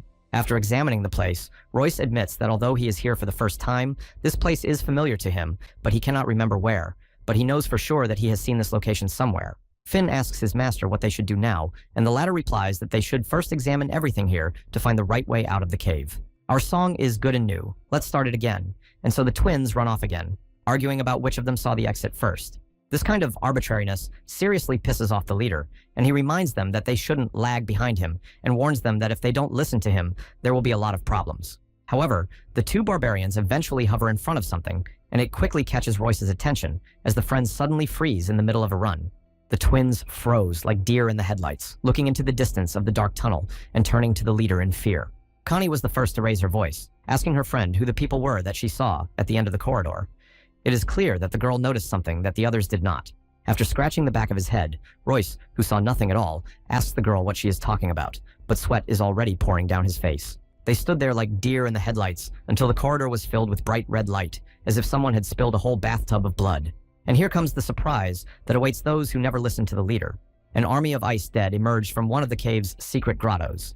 The bright red eyes, gray skin covered with scabs and ice, and the eternal cold do not make you feel like this dead man just came out to greet guests. Unsurprisingly, Royce was seriously frightened, and such an acquaintance was not part of his plans. But finally, the twins won't run away anymore, and now even crazy people like them are calmly standing behind their leader, as it really looks scary. This living dead man, who came from the eternal ice of the cave of the Right Fang Mountain, brought with him a regiment of soldiers. Royce has never seen anything like this in his life, so it's understandable that the boy is hanging around asking what the hell came out of the caves. Even Finn is not competent here, so hiding behind her young master's shoulder, the fairy asks why there are so many of these creatures in one place, and she is scared. The army of the living frozen dead looks really scary, and it is clear why everyone has suddenly become not up to games, as they are still children who have gotten into another mess. The living dead man did not wait for the enemy to understand what and how, so with a menacing growl, the leader shows his men that they should follow his example. Khan, who has no special intelligence, asks his sister if people are like that, and Khan answers the fool that people never have red eyes. Royce finally realizes what the nature of the creatures is, and the leader recognizes these living dead who now hang over them with a deadly cold. This creature and his henchmen are none other than the Ice General, who was forever walled up in ice caves in the bowels of the planet, waiting for his time. Long before the main events, legends about King Valencia, who was able to save the whole world from a great catastrophe and assure terrible end, were circulating among the people. Even after his death, his soul could not find peace because of the endless torture. And now his Icemen have met him face to face again, and Royce wonders where they will lead him now. The young aristocrat realized that these ice warriors would lead him straight to the tomb of their heroic king, which they were protecting. Now the little son of Generok is happy because they have entered the king's tomb, and he cannot help but smile as joyfully as possible. Suddenly it dawned on him that if this was the exact tomb of the heroic king mentioned in the original manhwa, then the object from the original manhwa must be somewhere in the cave. Finn breaks his master out of his thoughts by urging him to pay attention to what is happening in the background. It is absolutely logical to think that the ice warriors are going to attack them because the living dead will not play quack with them. As the leader, Royce orders Kan and Kana to take their positions and prepare to attack, and they have already sharpened their swords in preparation for the battle. Without losing confidence, the leader smiles and gives the twins the order to get rid of these damn ice warriors and get them out of the way of the tomb. Finally, these hyperactive creatures have managed to occupy themselves, and, considering it a game, they no doubt enter the battle with joy, accepting the task given to them. Now you can see how skilled the twins are, especially Khan, who, when not fooling around, is a very useful partner in battle. Kang is a very agile swordsman and has a very high speed. The younger twin is going to attack first, without giving the enemy a chance. The boy demonstrates a fairly high level of sword skills, as he was able to match the strength and speed of an adult and an immortal warrior. The force of his blow was enough to make the cursed sword shatter into pieces from such a clear blow. Charged with the power of lightning, Khan's sword was enough to pierce both the weapon and cause numerous injuries to the warrior himself. The lightning passed through the body of the Ice Knight, so that his eyes lit up and his mouth glowed. From such a saturation of energy, the deceased burst into a cloud of snow. Keeping with the typical twin spirit of rivalry, Connie declares that this is not fair, and she was the first to choose this dead man to destroy. She would have continued to stand there and sulk at her brother, but when she sensed strange activity behind her, she turned around with a cold grimace and faced the enemy. It is quite dangerous to approach Kanya's back, and this icy asshole has just felt it firsthand and now repeated the fate of his fellow man. The girl is satisfied with her lightning attack and smilingly walks away from the spot where the enemy soldier has now exploded, leaving only flashes behind. Now, even Royce admits that the twins are pretty good fighters, watching them from the shadows. It turns out that they are not only able to play the fool, but also able to defeat warriors with second-level powers, even though they are children of the same age as the warrior, and that's great. So now Generok's son is confident that his twin friends will be able to cope with the ice soldiers on their own, and he may not interfere. Still, the white-haired man is ready to lend his assistance and use the time attribute to speed up the battle of his friends against the ice warriors. By the power of the law of time known as deceleration, Royce immediately slows down the enemy SII. This force, realized in the form of chains, immediately bound the arms and legs of the enemy soldiers, making their movement completely paralyzed by the force of the Royce chains. The warrior wanted to raise his axe and rush to attack, but he was so slowed down by the chains that he moved like a slug so slowly. The blade of the axe was subjected to such a powerful spell that now it feels in the hands of a warrior as if it were made of a piece of rock rather than metal. Khan notices that the enemies have become very slow and asks why, and Khan tells his brother that Royce has cast a time spell on the weapon. The younger twin brother is pleasantly surprised by this change and urges his sister to take up and end this fight here and now. And now, acting as a team, the twins are ready to stand up to the army of the dead, calling for the time to finally end them.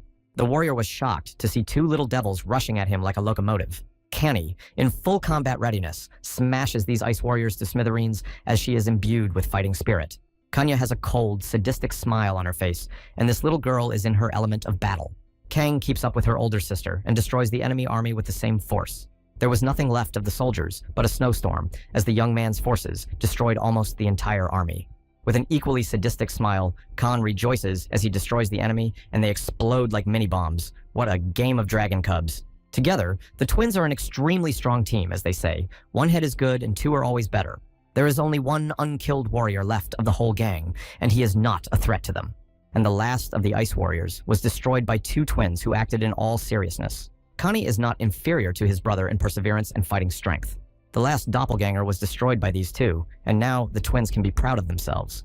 And again, the Baba who loves these two twins so much demonstrates what will happen to anyone who rebels against them. The only remnants of the enemy army were the remains of their armor and a light snow dust that rolled like smoke throughout the hall. Kang was disappointed that it was over so quickly and sad that the fun was over for him. Connie was also sad, exhaling that she was sorry that the fun was over so quickly and she really wanted to play some more. Strangely enough, this time Royce praises his friends for a job well done, which is very unlike him. The twins are surprised to hear their friends' praise. Once again, Royce's mind came up with some crazy idea, as the mind of this little genius can never live a minute in peace without something getting in the way. Now, Generok's son offers his hyperactive friends to play a more interesting game, knowing that by promising the twins a game, he can make them interested. Hearing the main word play, these two immediately became interested and hung up on the fact that they heard the most important word for them, the word game, and it is their favorite thing. As they say, a battle is a battle, and tea and food are on schedule, and young Mr. Finn is already setting a delicious table for Mr. Royce. Royce, in his best traditions, watches his friends fight while sipping his freshly brewed tea with a satisfied smile. Having tasted the delicious tea, the dragon asks Finn what kind of tea it is, which pleases the ego of his faithful maid Finn, who is always trying her best. Finn is happy that her master has praised her and smiles, blushing at the praise. Eventually, Finn notices what is happening in the background and is somewhat alarmed that her master has left his twins to fight the warriors alone. Before their eyes, the twins Connie and Khan turn the ice army into a mountain of iron junk and snow dust with mad passion. Kang is on fire with excitement and how much he enjoys this kind of activity. Connie, in turn, admits that the task Royce has given them is very interesting and she can't get enough of it. As a true strategist, Royce tells his friends where and from which side the enemy is attacking them, and he shouts to Kana that arrows are flying at her from the right and warns her. There is no need to repeat it a second time, and Khan, hearing the order of his leader, Khan, lightning fast, breaks the arrow attack and leaves the battle dry. Now Royce warns Kanya that she will have to deflect the enemy's swing with her left sword, and she immediately deflects it with ease. The leader warns the team that a huge boulder is rolling toward them, and they should be careful if they don't want to be turned into meat. Working together as if they were the same pair of blades, the twins smash even a huge boulder flying at them to smithereens. The little dragons also report to Royce, boasting that they have completely cleared the territory and now nothing will move in their direction. Finn is pleasantly surprised that these two were able to destroy such a large army in a matter of minutes and pays tribute by recognizing that a baby dragon is still a dragon. After finishing his time, Royce stands up from the makeshift table, saying that the work was done perfectly and that all the tasks on this territory are finished for now. Clearing the table and dishes after her lord, Finn asks where they are now because she still doesn't know the location and needs to know where she's going. For a second, Royce froze, and to keep up the intrigue, he dragged his feet, finally saying that they were nowhere else but in the tomb of the heroic king. Finn can't believe what she has just heard, and clinging to the hero king, asks if Royce is referring to the same King Valencia from the stories of her ancestors. The son of Generok immediately confirmed her words, saying that this was the exact tomb where the heroic King Valens was buried, and they were honored. Tombs are built to protect the king's eternal rest from intruders who would have the audacity to enter them in order to desecrate and steal. It is a kind of underground fortification, with numerous traps and soldiers who are put in charge of keeping order.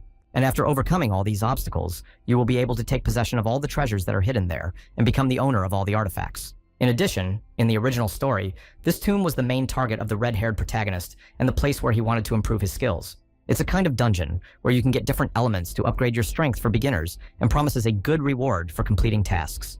The young adventurer is sincerely convinced that no one has ever been here before them, and that they are the discoverers of the cave of the legendary hero, King Valencia. Thus, according to Royce's modestly ambitious dreams, all the treasures of the heroic king from the tomb will belong to him completely, and he has not been happy about it for a long time.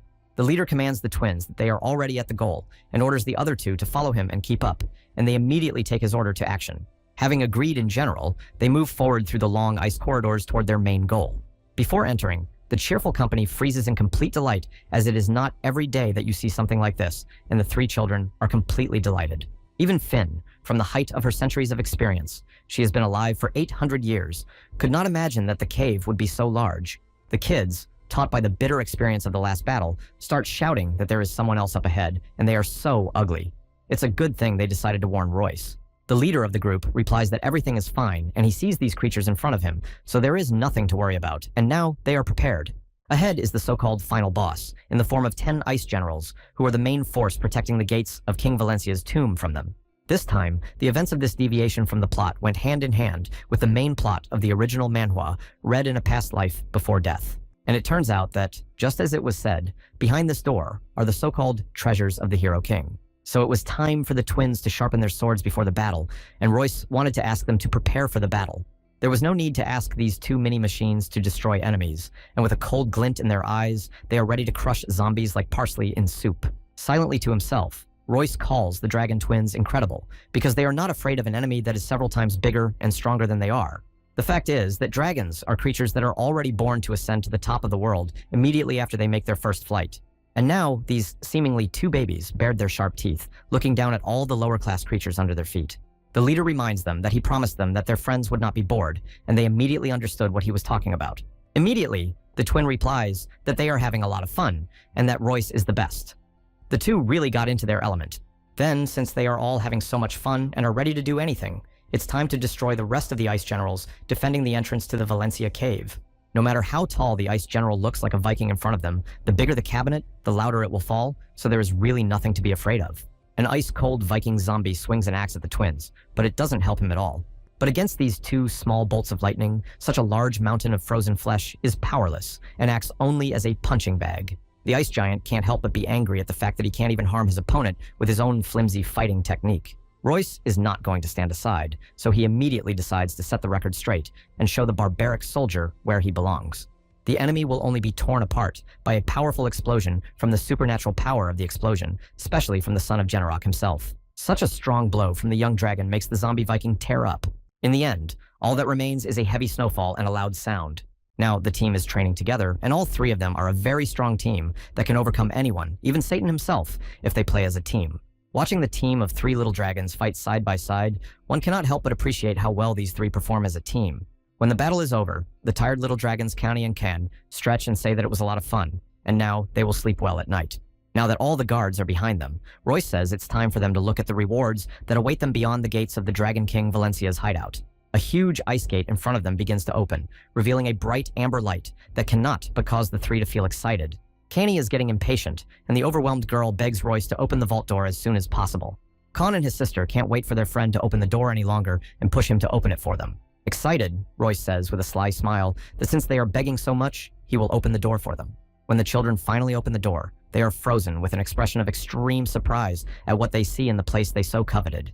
Royce was not mistaken when he believed that there would be a lot of artifacts in this vault, and it is true that golden mountains of these artifacts lie before them. Little Kang immediately declares that there are much more treasures here than in his father's vault, and starts running around the golden mountains of the cave with burning eyes. Now Kang is going to repeat what he did in the snow, and accelerates to dive for gold just like he and his sister played in the snow before. For both County and Finn, such an abundance of gold causes a great wave of emotions, and they cannot hide their delight at such great wealth. Finn wants to draw the young master's attention to the golden mountains, and asks Royce to look at such a large amount of gold. But the little master just passes by, seeing something that is much more important to him. Seeing something big, Royce hovers in front of this exhibit and his eyes sparkle with ice light from the mysterious depths of ice right in front of him. In front of him, in the depths of the ice, the legendary King Valencia himself sleeps an eternal sleep, forever chained in the age-old ice of the cave, right on his royal throne. The same king hero whose tomb the corridors defended by zombified ice generals led to. Finn immediately recognizes the legendary king in the ice and says that he looks as if he is alive, because the late king, who was really in the ice, seems to be sleeping. However, it is not the king's face that attracts Royce's attention, but something below the ice-covered king. Royce's attention is drawn to an ice tablet with some ancient writings carved on it. Royce immediately recognizes the ancient writings in the language of the ancient tribe of the Winter Continent, and the dragon begins to read what is written in these writings, and the first thing that is written is that in time immemorial, light and darkness appeared on the earth. Their second name was Good and Evil, which became the pillars on which the whole world will rest. When light and darkness mixed, chaos arose, and in the center of the chaos, there was a boundary between good and evil. It was named the Earth, and intelligent beings appeared. Good and evil declared themselves saints and demons and spent all their time fighting against each other, never paying attention to other living beings. The only thing they dreamed of was a selfish desire to have power over each other, and all living beings in the world suffered from the results of endless battles. In the end, people's patience broke down, and you took up your swords and went against good and evil, and dragons stood at their head and led all creatures. Living beings emerged victorious from this centuries-old battle and began to disperse across all 4 continents, where only one of the seasons reigns forever. But over time, people began to forget about the conflict between good and evil, and with it, the dragons that constantly keep order in this world. But he, Valencia Dominofis, wants to warn people that one day the dragons who sacrifice themselves for the sake of peace in their land will come out of the shadows again. Good and evil, along with their eternal struggle, will surely return and start a cycle of endless struggle. As the last generation to remember the battle, Eudaimona leaves everything she has and knows to her future children so that everyone knows the whole truth, and this is an important message. The king asks that his message be remembered, and Royce recalls the Battle of Eudaimon, which was mentioned in the original version of the manuscript. Immediately, the adventurer begins to rage at the author, wondering what else that damn sadistic bastard could have invented to make everyone's life more difficult with his inventions. But now, something else is much more important, and this important thing is in front of his eyes. This is what he has been looking for so long, the legendary spellbook of the heroic king Valencia, which is finally almost in his hands. Valencia was the only hero in the world who was able to reach the 0 supreme level of power while in a human body. It's no exaggeration to say that thanks to the knowledge contained in the book, the main character of the original manhwa, Kendrick became the most powerful man in the world. Therefore, this book is the most valuable of all the treasures in the tomb of the heroic King Valencia. However, this little greedy soul still has one plan in its clever, childish head. It would be utter foolishness to leave here without taking at least a little gold from the king's treasury and replenishing your wealth. If you were the first to enter the tomb and beat all the soldiers guarding it, you have the right to take some, if not all, of what is there. Little Royce would have been collecting his treasures until something paranormal on the part of the supposedly sealed King Valencia began to show its activity. Oh no, the king's ice sarcophagus has begun to crack, and this is clearly not a good sign. Royce, not a fool, immediately notices and draws attention to the king's sarcophagus. Immediately, the little adventurer noticed that the sarcophagus was really cracking. Indeed, the sarcophagus, which had been untouched before the arrival of these two, began to crumble. And now, Valencia's sarcophagus exploded, almost blinding the little dragon. Now, the little boy cannot understand how this is possible, and what exactly caused the resurrection of the long-dead king. The legendary king has risen from the dead, and, with his sword blade stuck in the ground, begins to stand before those who dare to disturb his eternal peace in the depths of the cave. Now, there is no doubt that the legendary king has awakened and risen from the dead. The situation is shit, since there was no such thing in the plot of the original manhwa, and it's not clear what to do now. The king of Valencia, who is now driven by anger, declares that Royce dared to encroach on something that does not belong to him at all. Khan asks what it is, and the frightened Connie can't understand what is happening now. The leader himself does not know what to say, and says that it is none other than the hero King Valencia himself. The twins cannot believe that they are facing a real king who has risen from the dead. That's exactly right, and the fact is that the king had 0 strength during his lifetime, and they can't compete with him, and the twins can't believe in a person with that level of strength. Royce hints to his friends that they will have to use the forms of dragons, because there is no other way for him to avoid death. But suddenly, all 3 of them tensed up as the king threatened to attack them because Royce dared to encroach on the gold. Valencia urges that the punishment for their greed will be nothing less than certain death, and now there will be no chance for them to escape and save their asses. The force of the king's sword hitting the ground caused lightning to strike. So powerful are the legendary king's abilities. Royce realizes that the problem is that his body refuses to listen to him. For the first time ever, Royce falls into a state of hysteria because he is completely helpless in the face of danger. Connie, too, was frozen with fear and looked at the king in tears. Khan covered his head with his hands in fear to keep from crying from the strain. Royce quickly takes control of himself and asks himself if he has trained all this time in vain to be taken and destroyed without a chance. Therefore, it is time for the young dragon to show his extraordinary powers that he has been honing all these centuries. Therefore, not intending to give up and jeopardize his life, the young dragon is preparing to show the hero of Valencia that he is not a simple greedy man. Royce wants to live, and this desire is stronger than the strength of the hero king, so the dragon will not lose to him. Royce's mentality works in such a way that he sees the goal and does not see obstacles, and King Valencia is no exception to these rules. So the young man immediately strikes a strong blow right into the king's armor. Now, the little dragon thinks that he has succeeded, but it is too early to celebrate victory. It was too early to rejoice, as a strong flash of lightning broke the ground under the young dragon's feet. Now, there was no time for games. Once again, Finn throws the unfortunate fairy aside, hitting the wall as if she were just a fly. The ground was shattered by the impact, and now it is clear that the king's power split the soil, turning it into rocky gray ridges in the cave. One way or another, Finn survived, and now she has a new task, to find out if her little dragon masters survived such an Armageddon, and now she has to find them.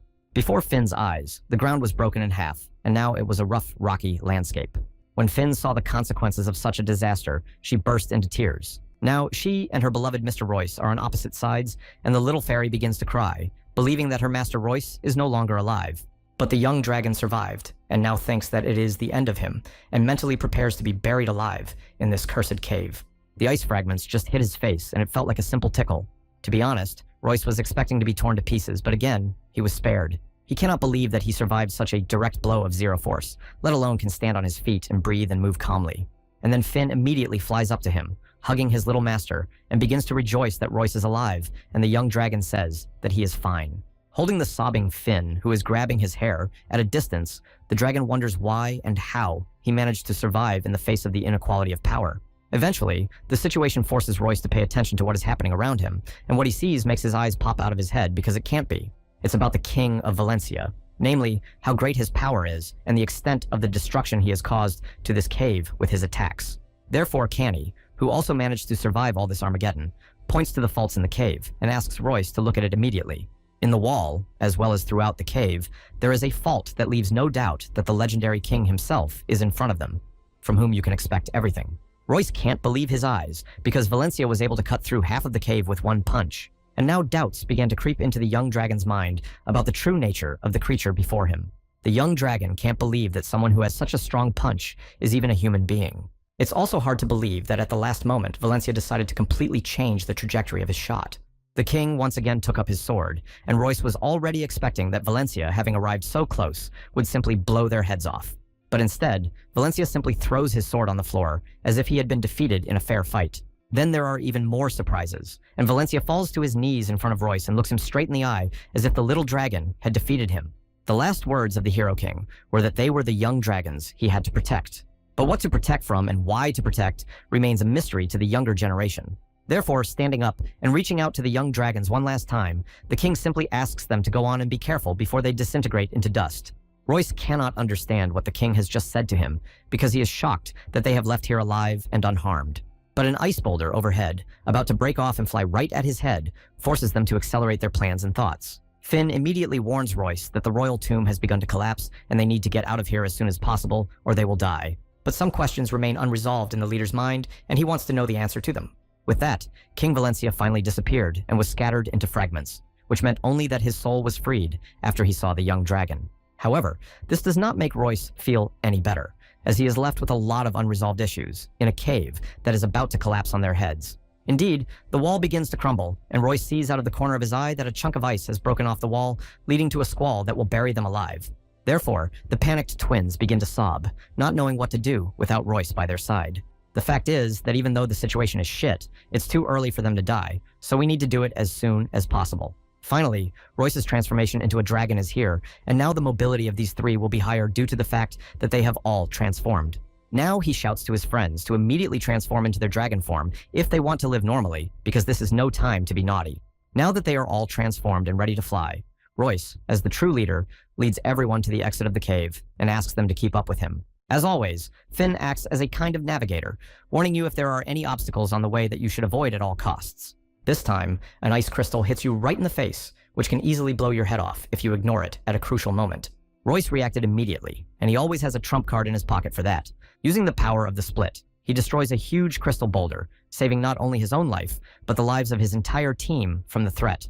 The obstacle has been destroyed, and now we have to fly on before it's too late. But that's not all. and somehow you have to break through the freezing rain ahead of you. In its full power, Royce's own roar dispels obstacles. Now the way out of the cave has been cleared for them, and the trio of dragons will be able to fly out into the world. Eventually, tired, they fell down because of how hard the fight had been for them. Before landing, Royce assesses what would have happened to them if they hadn't flown out of the cave with the West. And yet he still doesn't understand what exactly happened there between them and the hero king. The king clearly wanted to take their lives, but something stopped him at the last moment. It would not have been difficult for him to do so, and he woke up to get rid of the intruders in the cave. And the last words spoken by the king do not give Royce peace of mind, and the young dragon wonders what exactly the hero Valencia wanted to convey to them. But the main thing is not this. It is the fact that they survived the battle, and the fact that Royce got what he wanted so much, the legendary book of the power of King Valencia. Finn draws his young master's attention to the twins, hinting that they are clearly having a hard time. Indeed, these two are now crying for the first time ever, and complaining that they are tired and scared, and this is not surprising after what they experienced in the cave. So Royce generously decides that they should find a place in the lowlands where they can stop and have a proper rest after such an exhausting adventure. As soon as he gets close to the surface of the earth, the little dragon falls on his back in the snow and admits how tired he is of it all. The leader quickly notices that someone has started crying and cannot ignore it because it is his twin friends Connie and Kong who are crying. It doesn't look like them, so it's clear that they really got a big hit from Valencia, and they just can't recover from the fright they got there. Although Royce was scared himself, his friends are still toddlers, so their fright must have been much stronger than his own. Not knowing how to show his care and compassion in any other way, the young dragon simply offers Kanya a grouse heart on his palm as a sign of reassurance. The leader urges them to stop drinking and drink an elixir that will restore mana because they are completely exhausted and helpless. Then they accept the offering from his hands without any further ado and drink the elixir, thanking their leader for his care for them without complaint. Royce himself admits how tired he has become of such activity since his reincarnation because he has put too much pressure on himself. And finally, they can have a normal rest after all that they have endured. The twins are still disoriented and frightened as they watch their leader collapse in the snow and feel entitled to settle down right next to him. That's why they only find peace of mind when they lie down in a heap in the snow and sleep peacefully after all the adventures they've had in the last couple of days. And Finn, as a faithful companion and servant, watches over the sleeping dragons, protecting their long-awaited sleep, which they so strongly deserved after all. So the whole night passed with the fairy watching the sleeping little heroes, protecting their happy long sleep. But when the morning came, as if nothing terrible had happened, the twins were running around with renewed vigor, rejoicing at how much snow had fallen around them. Royce doesn't understand why they are so happy about the snow when they have been seeing nothing else around them lately, and how they haven't gotten tired of it. Finn replies that after what they have all been through, it is wonderful that the twins have the strength and desire to enjoy something, even if it is as simple as the snow. The fact that they have so much strength and energy is a miracle. In the end, even though they are dragons, which is not immediately obvious, such energy is normal and healthy. Looking around, Royce admits that it was a good thing they got down the mountain since he didn't see a single house around, let alone a village, which is strange. The dragon asks if there are any monsters there, since they haven't met any, and Finn replies that there are a lot of them on the winter continent.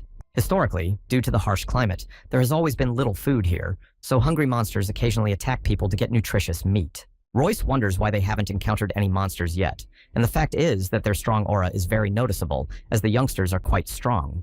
And precisely because they are so strong, no monster will dare to approach, and so Royce thinks that this power needs to be controlled somehow because it is suspicious. Royce would have stood there in thought until Khan called out to him, for he had apparently found something that might interest the young expedition leader.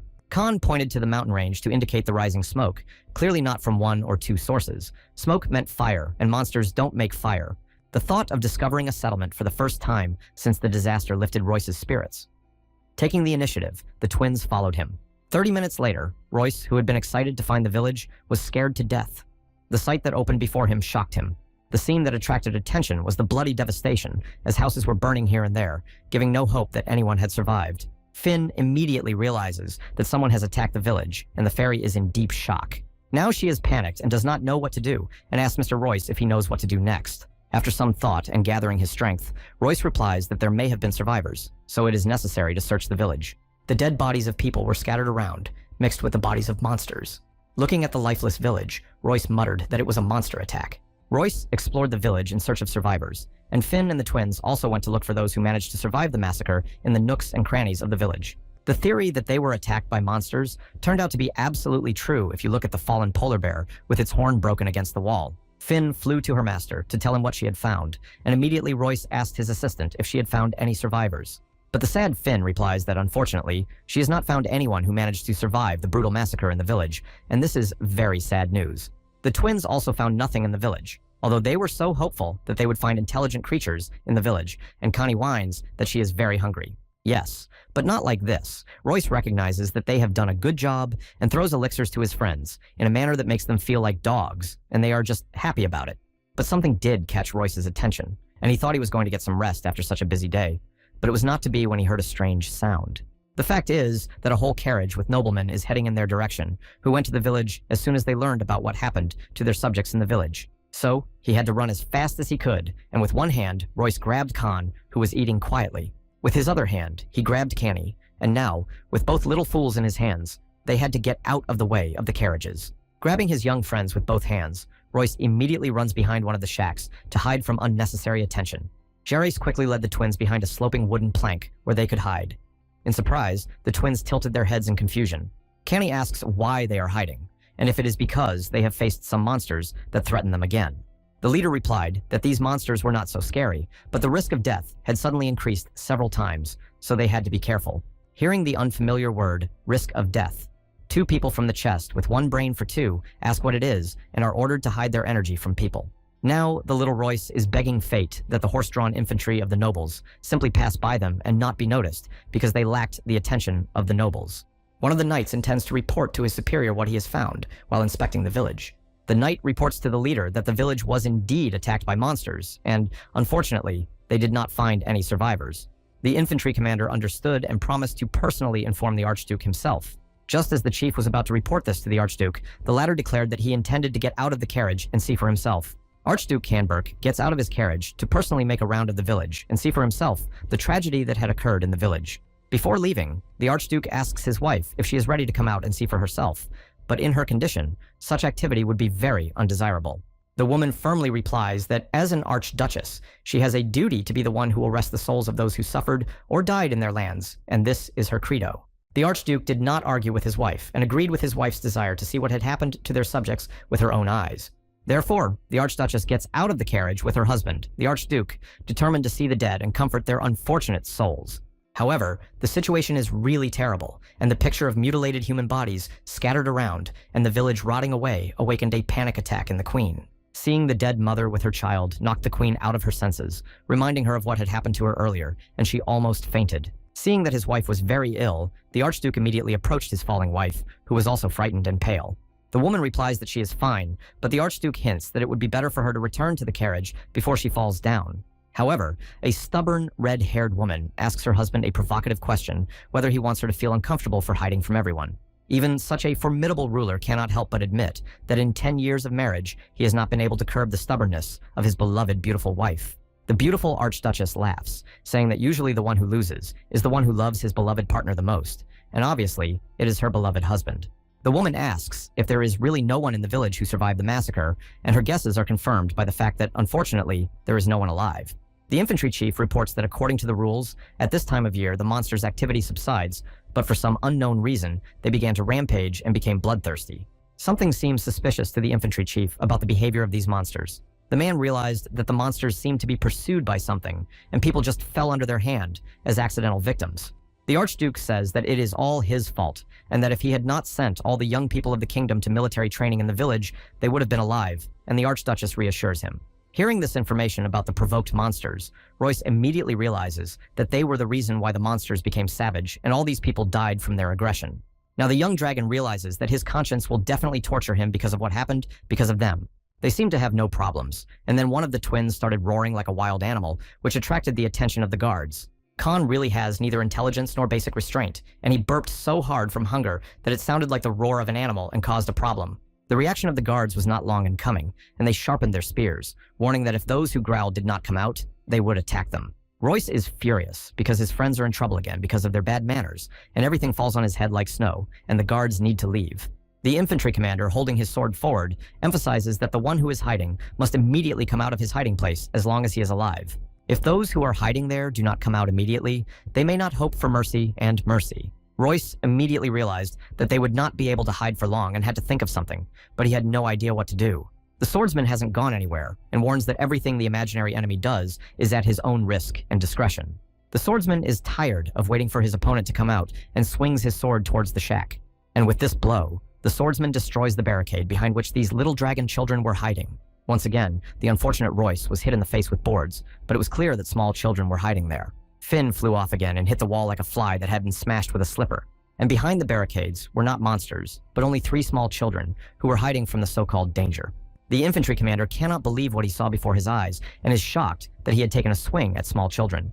And indeed, before their eyes, with their hands covering their faces, there are little children who, in their opinion, are orphans who survived the massacre.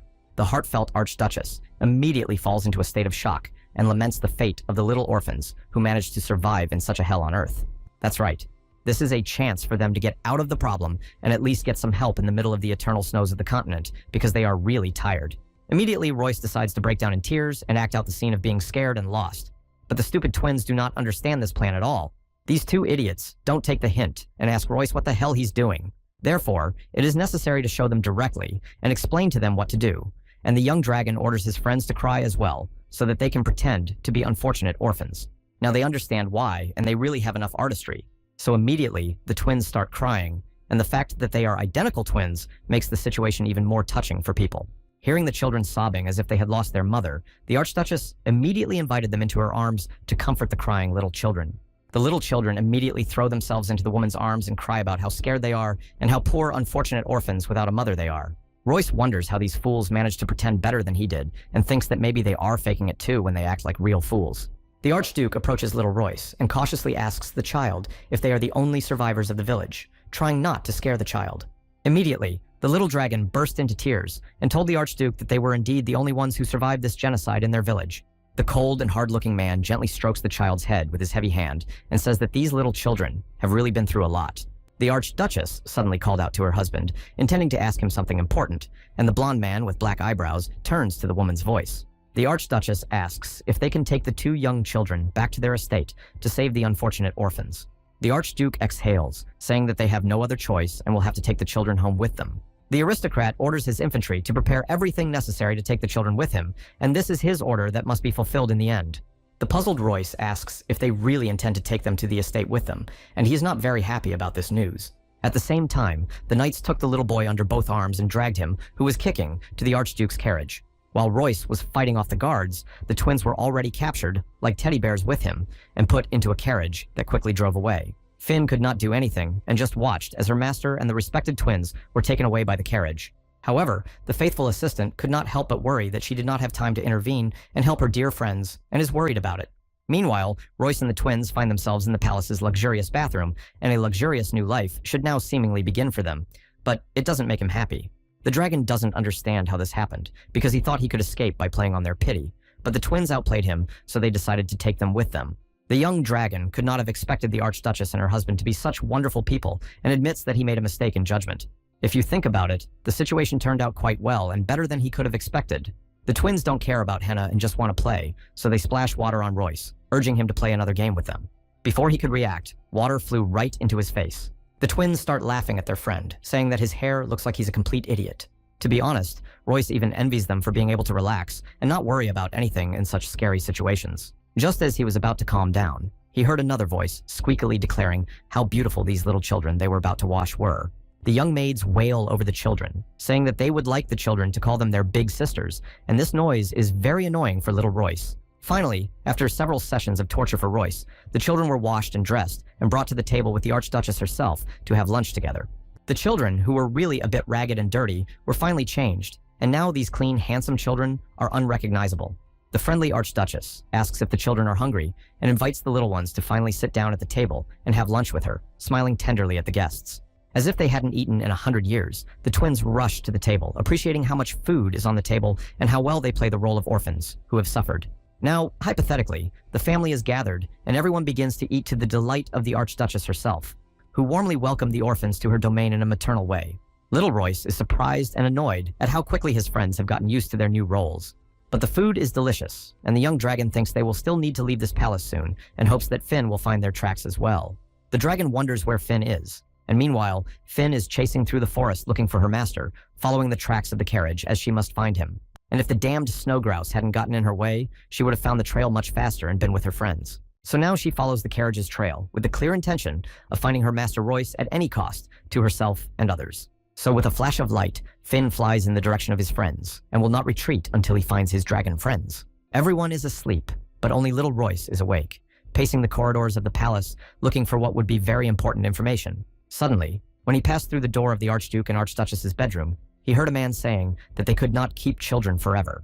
This interested the inquisitive Royce, and he sneaked into a room in the palace and began to eavesdrop on the information that these two people had.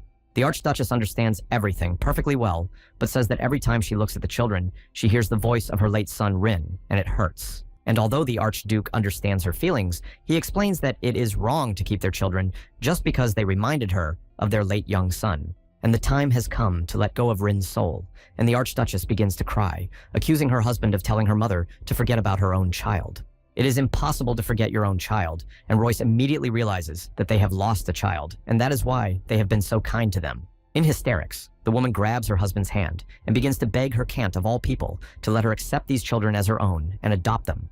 Royce could not expect such a turn of events, and when he heard that the Archduchess wanted to adopt them, he fell into a serious stupor and became somewhat angry at this. Royce sits in the room assigned to him and plays with a wobbly chair. For him, this is a bit of a shock, because these two have only known them for a couple of days and are already ready to become their adoptive parents, and this is completely serious. The Archduke of Canberg is one of the 4 rulers of the Winter Continent and is the most powerful among them all as a member of the royal family.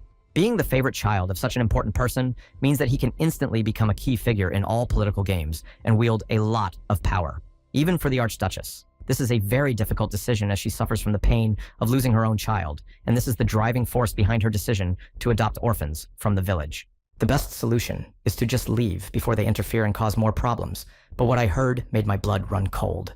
If only Finn were here, they could discuss everything together, as only this fairy could give advice to her dear master from the height of her experience. Suddenly, he heard something that attracted him from the window, and this sound snapped his friend out of his thoughts about what might have been there if his faithful maid Finn had been there. The wolf is spoken of, and Finn knocks on the window, who has somehow found her way to the palace and attacked the trail of her young master's carriage and found them. Finn has arrived. His sweet assistant Finn is the one he has been missing, and Royce happily welcomes the fairy with open arms, as he has been missing her help. Embracing the fairy, the young dragon asks where she has been for so long, and Finn tearfully apologizes to him, promising that it will not happen again. Royce asks her to stay strictly by his side, and not to leave, but to stay by his side no matter what, and she immediately agrees, loyal to her lord. The twins also see that Finn has finally returned to them, and congratulate the fairy on her return home, because they have missed her so much and are really helpless without her.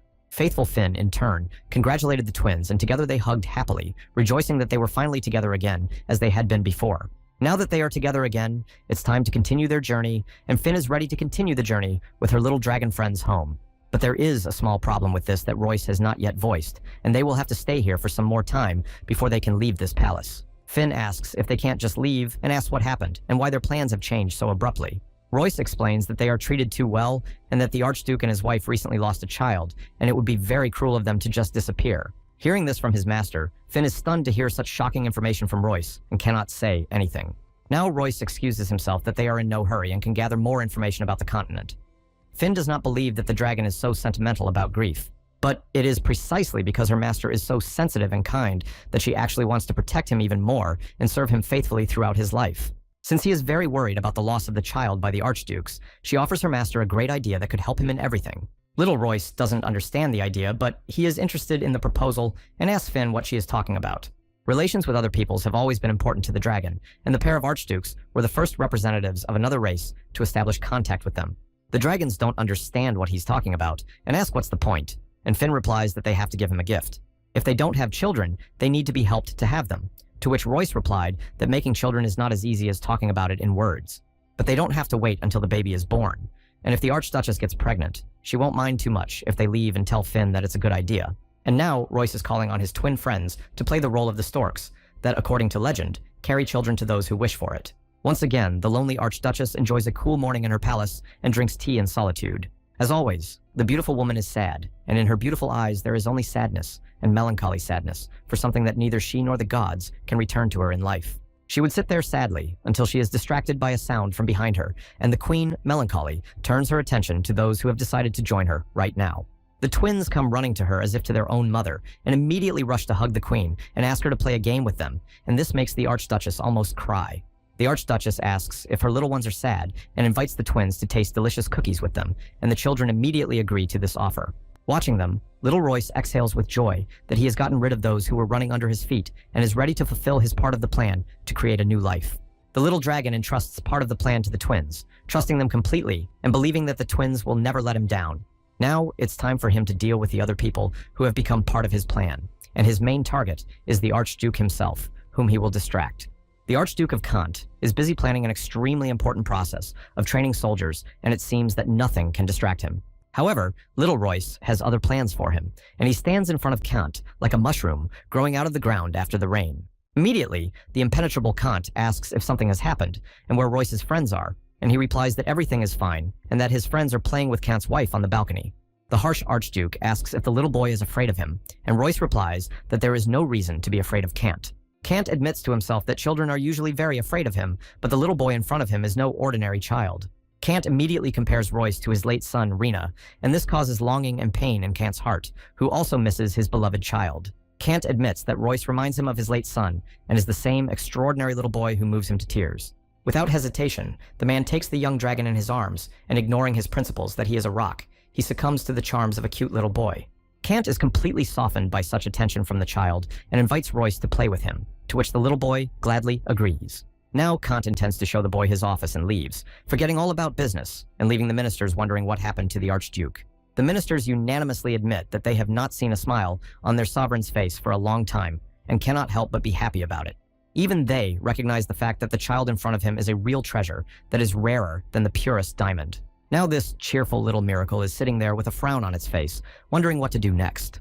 It's time to summarize the mission they started together. Royce asks the twins how the conversation with the Archduchess went.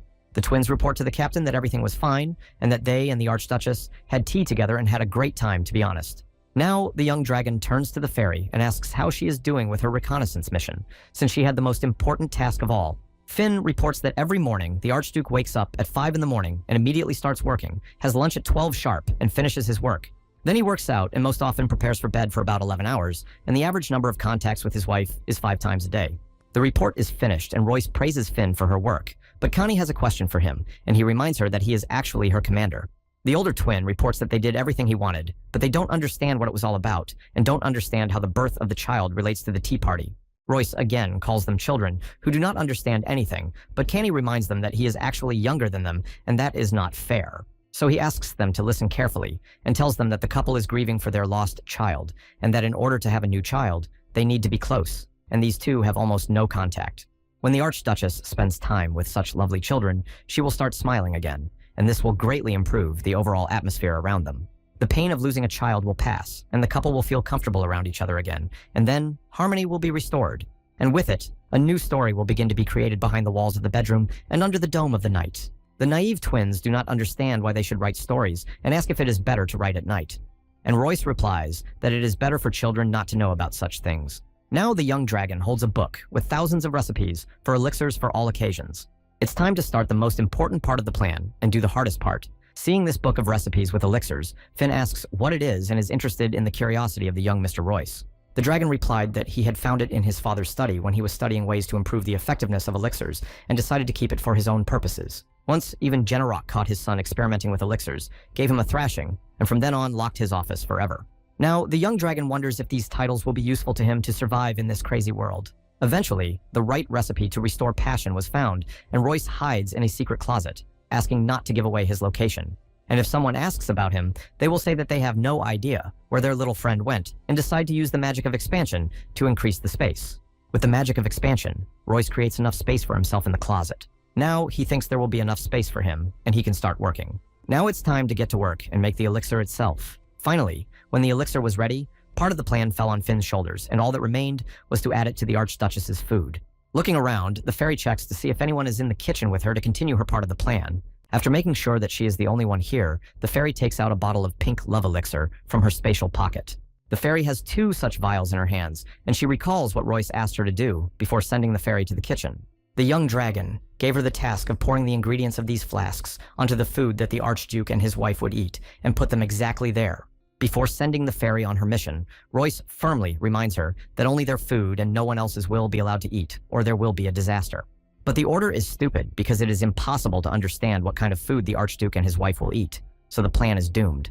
So Finn decides not to worry about this issue and just add the elixir to all the food in the kitchen without any extra calculations. Now, this hurricane is rushing through all the castle's vaults on wings. The bakers will definitely be baking bread, so the fairy intends to sprinkle even the grains that will be used to grind flour and knead bread. For a better effect, it is worth adding the elixir to water to make sure you don't miss it.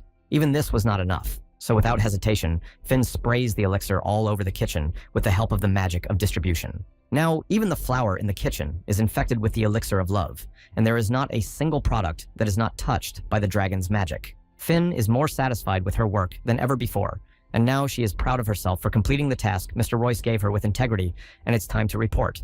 Meanwhile, the young dragon wastes no time, and the next evening, he spies on the castle's inhabitants, or rather, on the queen herself. From memory, he found the door of the Archduke's bedroom with his wife, and if he did everything as he had ordered, the elixir should have already begun to work on the couple. Suddenly, he hears talk of something happening and thinks it's talk of the Archduchess on Kant.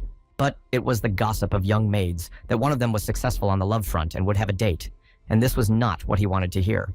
The young espionage agent exhales with joy that he has gone unnoticed in the corridor and slipped past the maids. But there is no need to be distracted, and it's time to return to the main duty and make sure that everything happens between his sweet couple.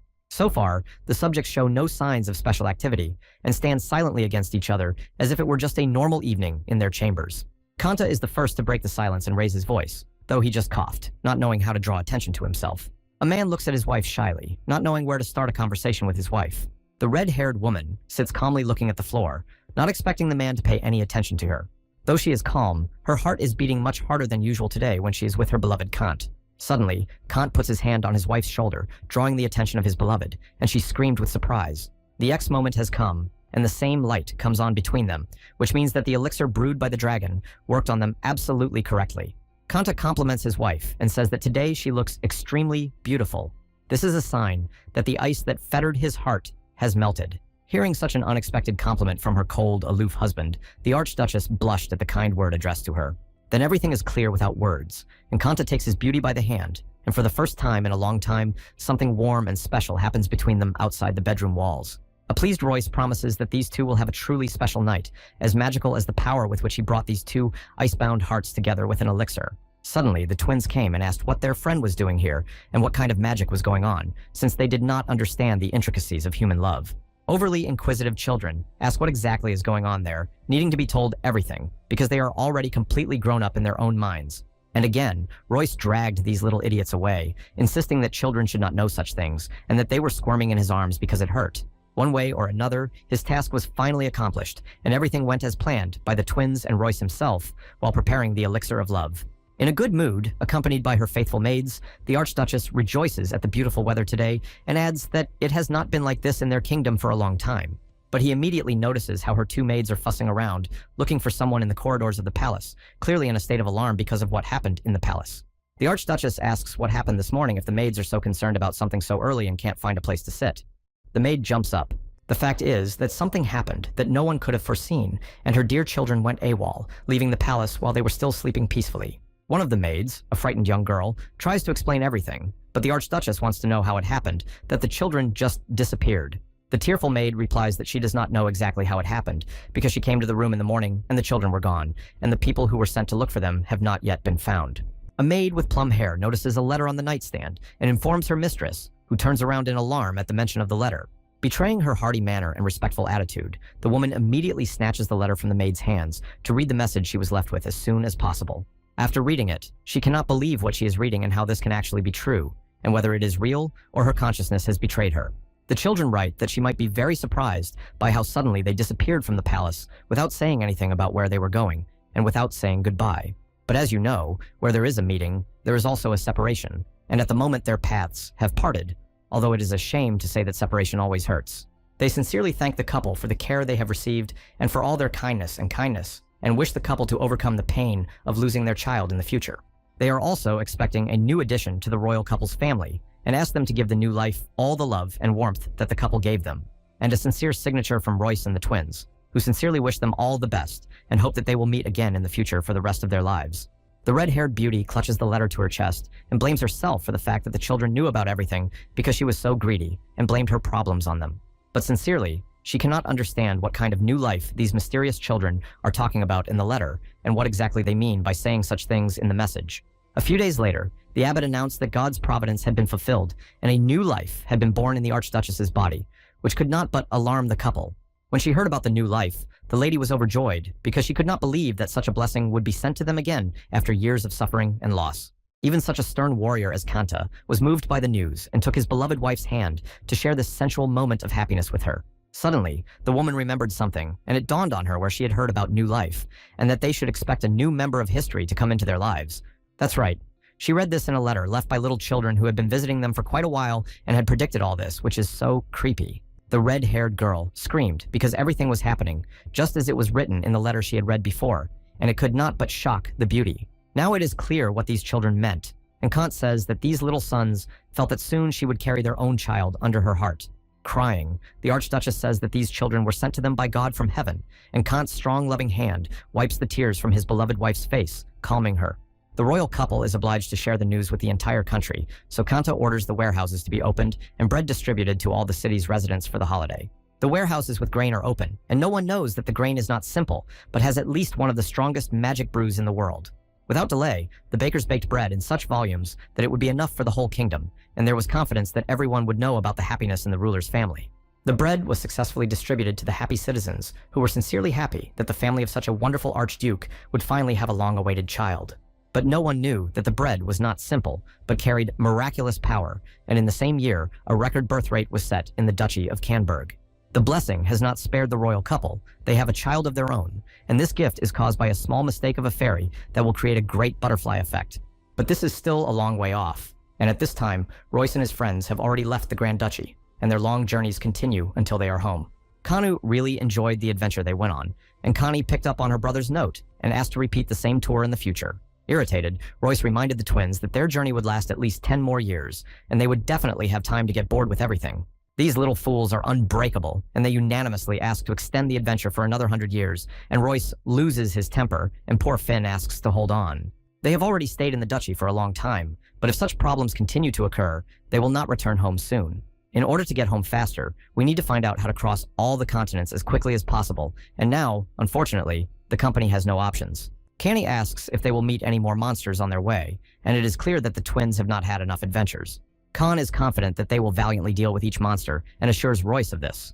Recalling Finn's words, he hints, explaining that there are 3 powerful dragons roaming the area, from which a strong mana can be heard from a kilometer away, and monsters do not dare to climb. The twins immediately start sniffing each other to see if they stink, but neither of them can smell a single odor from their own bodies. You don't have to worry about robbers either, because in such a place everything is so snowy, and they are in the palm of your hand, and there is nowhere for robbers to come from.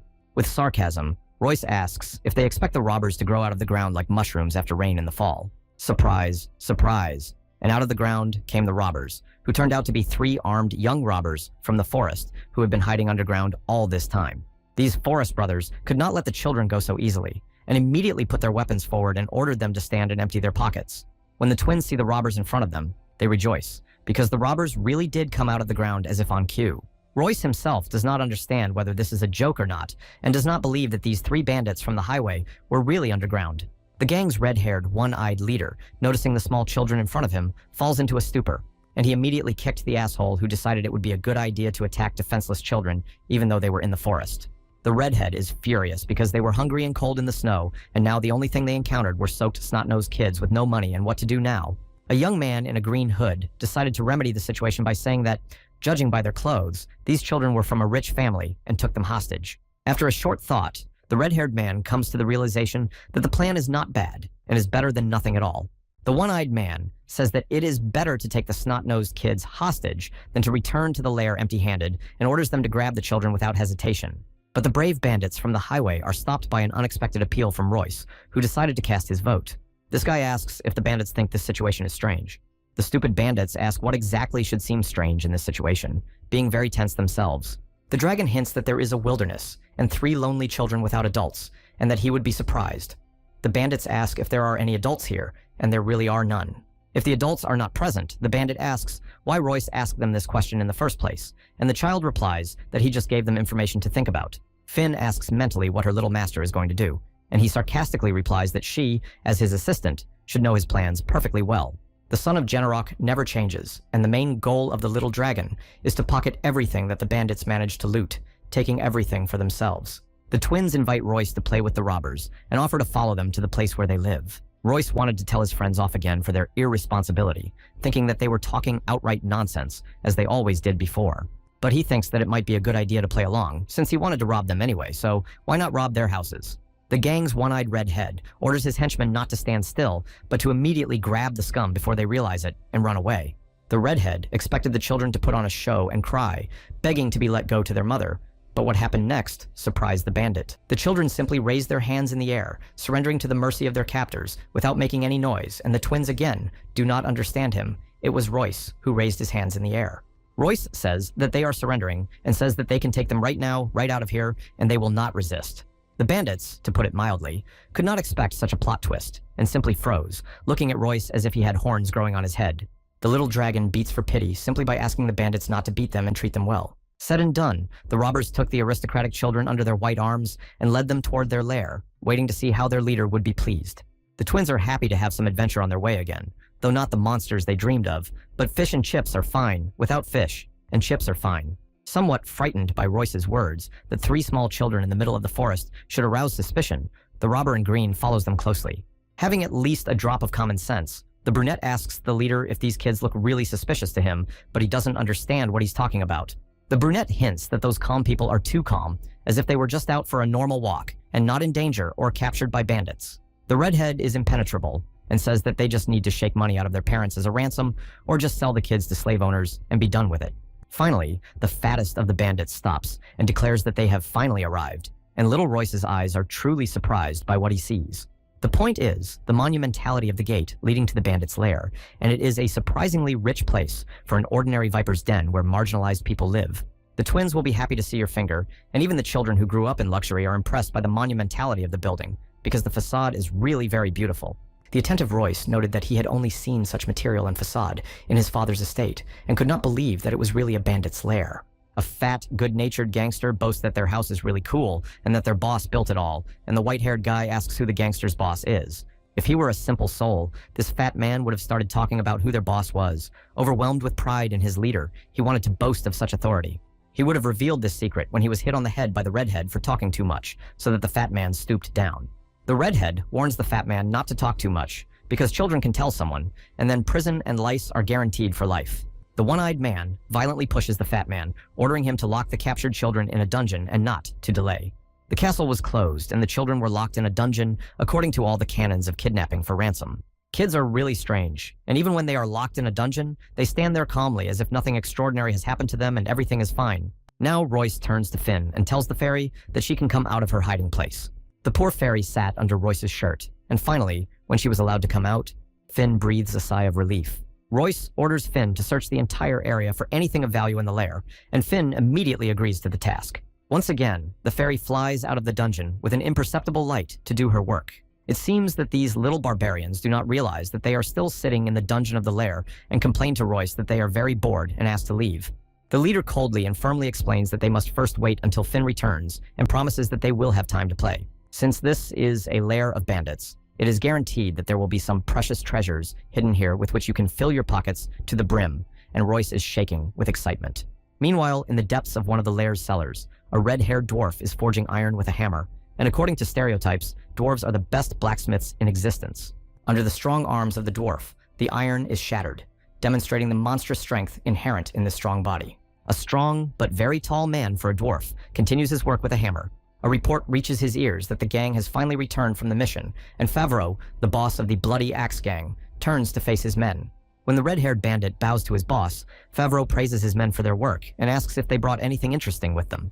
The one-eyed bandit excuses himself by saying that they did not bring any material values because monsters have been rampant lately, so there is not a living soul around.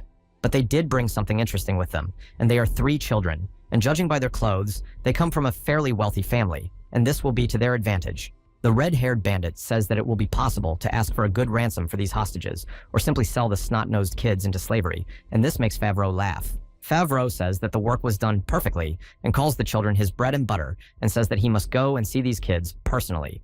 The one-eyed man agrees and lets the leader go to the children, who are lying down on the stone floor next to a bucket of water and sleeping as if everything is fine. But little Royce was awake, and he was the one who woke up first when he saw that someone very large and obviously authoritative was coming towards them. The one-eyed man has taken Favreau hostage, and the dwarf evaluates the prisoners, saying that they are too beautiful and can really fetch a lot of money. The young dragon was very impressed with Favreau's appearance and admits that the bandit boss looks like a very cool man, just as he imagined. Favreau's strength can be estimated at the 3rd level or even more, and with such strength, he decided to become a robber, stepping on a slippery criminal path. Feeling that he is being studied, Favreau pays attention to the boy, as if a scanner is looking through him, without taking his eyes off Favreau's figure for a moment. Favreau is no fool, and immediately felt the strong dark mana exuded by these three, especially the white-haired boy in front of him, whom he thought was just a rich brat. Such a leader makes the dragon shake. So much power is exuded by this baby dragon, and the red dwarf cannot believe what is happening before his eyes. Ross is also unable to understand why this man suddenly stood in a stupor in front of him and did not move, as if he saw a holy icon and not children. Having read Favreau's emotions and mana, the dragon begins to put together the puzzle and understands everything, once again confirming that everything is just as he thought about the boss. That's why the impudent little adventurer addresses Favreau as his giant uncle, and upon hearing such familiarity, the dwarf almost explodes with rage. When he asks, irritated, if he means him, he gets a defiant answer whether he sees anyone else here besides the two of them, a bold move on his part. Realizing that the man in his hands is a small manipulator, he asks the dwarf's name, addressing him simply as if they had known each other forever. The one-eyed henchman explodes at this familiarity, asking how Royce has the nerve to talk to the boss, but the boss himself meekly replies that his name is Favreau. The bandit can tell from the boss's tense face and mannerisms that he is not well and asks if Favreau is okay, since he has fallen so suddenly into a state of complete apathy. However, Favreau himself cannot answer what is wrong with him, but admits that he is not well, and the bandit was frightened that the boss fell ill unexpectedly. It's about a little devil who is happy to take control of Favreau and drive the gangster boss into his clever trap and subdue him. Tired and frightened, Favreau asks his henchmen to personally watch the children as he wants to go away and rest. Seeing that the dwarf is leaving with familiarity, Royce asks if he is leaving and mockingly bids his boss goodbye. He knows that he and his boss will meet again in this palace and smiles ominously at Favreau's reaction. A frightened, healthy man, hearing this from the dragon's son, immediately runs away like a child, and the red-haired henchman runs after him, not understanding what happened. Even the Finns, who had returned from reconnaissance, had no idea what had just happened here and why Favreau had turned away so quickly when he saw Royce. She accomplished her mission and reports back to her master, who asks what she managed to get during the reconnaissance. Finn reports that all the warehouses and rooms are empty, and there is almost no treasure or food, and the robbers are about to starve to death. Royce is not happy with this news, because he got into a shit that he can't pay off because of the poverty of these ignorant people. But still, people are also quite a valuable resource for him, as a well-trained army is worth the money and time invested in their education and training. Having lost the thread of coherence in her speech, the fairy asks what she is talking about and hears that it doesn't matter, and she is still good. The young dragon says that he will be out of the cage for a while and leaves the twins with Finn, who is not very happy about the prospect of being their nanny, to put it mildly. Finn begs to go with him, but is refused because if you leave the twins alone, they will definitely do something that you can't put on your head. He promises to be back soon. Seeing her fate as a toy in the hands of the twins, Finn meekly stays waiting, though she is afraid, but Royce's promise warms her heart with hope. What this frail little boy was going to do with the bars is a mystery, but only Favreau himself could have broken them. The enemy should not be underestimated, and little Royce easily bent the steel bars of the dungeon as if it were a plasticine toy. He was not locked up with the bandits, but the bandits were locked up with him, and when he came out of the dungeon, the boy said that it was time to start hunting for the so-called suckers. It's time to visit the giant who is hoping for a quiet rest in his room and is happy to be alone because he feels so good alone. Favreau wonders who the little boy he met in the dungeon is because he has never experienced anything like this in his life. He had the feeling that he was facing a monster that he would never overcome, and a treacherous chill walked through his body as if from a grave of damp stone. Favreau refuses to believe that he could have been wrapped around his finger by some small-time scoundrel. Dwarf thinks that his senses are somewhat dulled because he spent a lot of time sitting around doing nothing and not practicing.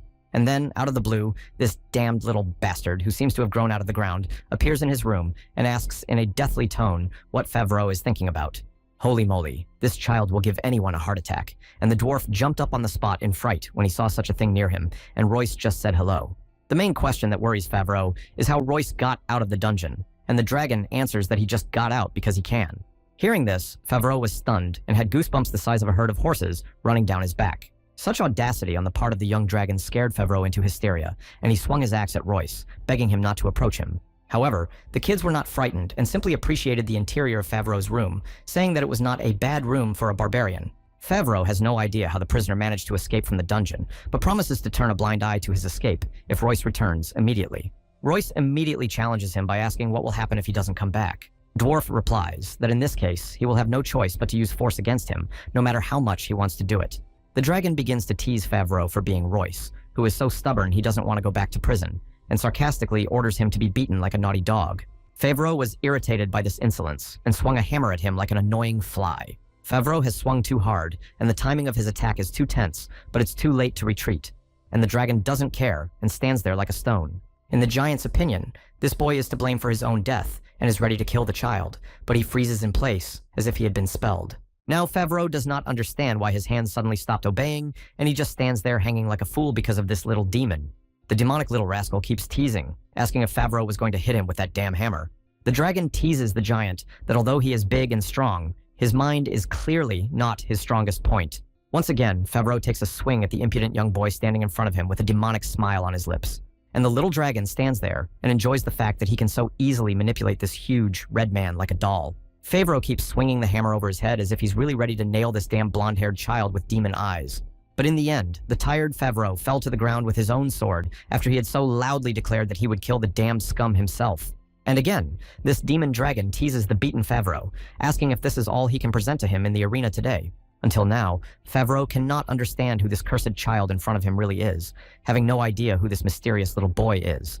With a sadistic smile, Royce looks at Favreau, asking him a rhetorical question again, teasing the unfortunate man. The dragon replies that Favreau must know his true nature, since he can feel the young dragon's inhuman aura. But the redhead does not understand what he is talking about. Young Royce would have liked to continue his conversation with Favreau, but the voice of the unfortunate Finn interrupted their friendly conversation. The poor fairy came to tell us that the twins woke up and started to act out of boredom, and she couldn't help them, so she flew here. The unfortunate dwarf could not have expected such a feint with his ears in the form of a fairy, and even shouted out, asking if he was dreaming that he was seeing a real fairy. Finn immediately noticed a character so colorful that he seemed to be a dwarf, and yet not. So, flying closer, Finn begins to examine the giant's face, analyzing it. Something seems so strange to the fairy, and she says it out loud because she had never seen anything like it in her life. He smells like a gnome, but his size makes Favreau look more like an orc, because gnomes are very small by nature. The young dragon replies that he is a dwarf, or even a hybrid, from the union of a human and a dwarf, and Finn asks how Favreau can be a dwarf with such a body. Royce cannot answer this question, but he admits that the very fact of Favreau's existence is incredible and cannot be argued with. Pausing in shock, the redhead asks how Royce knows that he is a half-breed dwarf, still having no idea who exactly is standing in front of him. Again, with a sadistic smile, Royce says that Favreau knows his true nature, and says that he has to strain his brain to realize it. And now, the red-haired half-breed thought seriously about the dragon's words, and began to recall everything he knew about all races of people. And then it dawned on him. Finally, he realized, and could not believe his eyes and feelings, because it could not be that he was standing in front of him. The memories of an evening Favreau spent with his father, a purebred dwarf who was a blacksmith like all dwarves and a red-headed man, came to life. The father intends to have a serious talk with his son, and tells him that dwarves have one interesting feature. If one day he meets a creature that sends chills and shivers down his spine, and his body stops obeying him, it means one thing. His father instructs little Favreau to run away from these creatures without looking back. The young Favreau didn't understand what his father was talking about, and he was asking what his father meant. Dad explains that his son is not half a dwarf, and that this may be his advantage over him. But as long as the blood of his dwarf father flows in Favreau's veins, he will not be able to escape the fate of an ordinary dwarf, so if he feels something like the described, he must flee. Little Favreau asks what will happen if he can't escape from the hypothetical danger that is lurking behind him. In this case, following the curse imposed on him, he will have to do what he is told by the one who enslaved him, and that is the dragon. The father reminds his son that he should not forget that the best solution in such a situation is to run away, and that he is not as stupid as all the dwarves.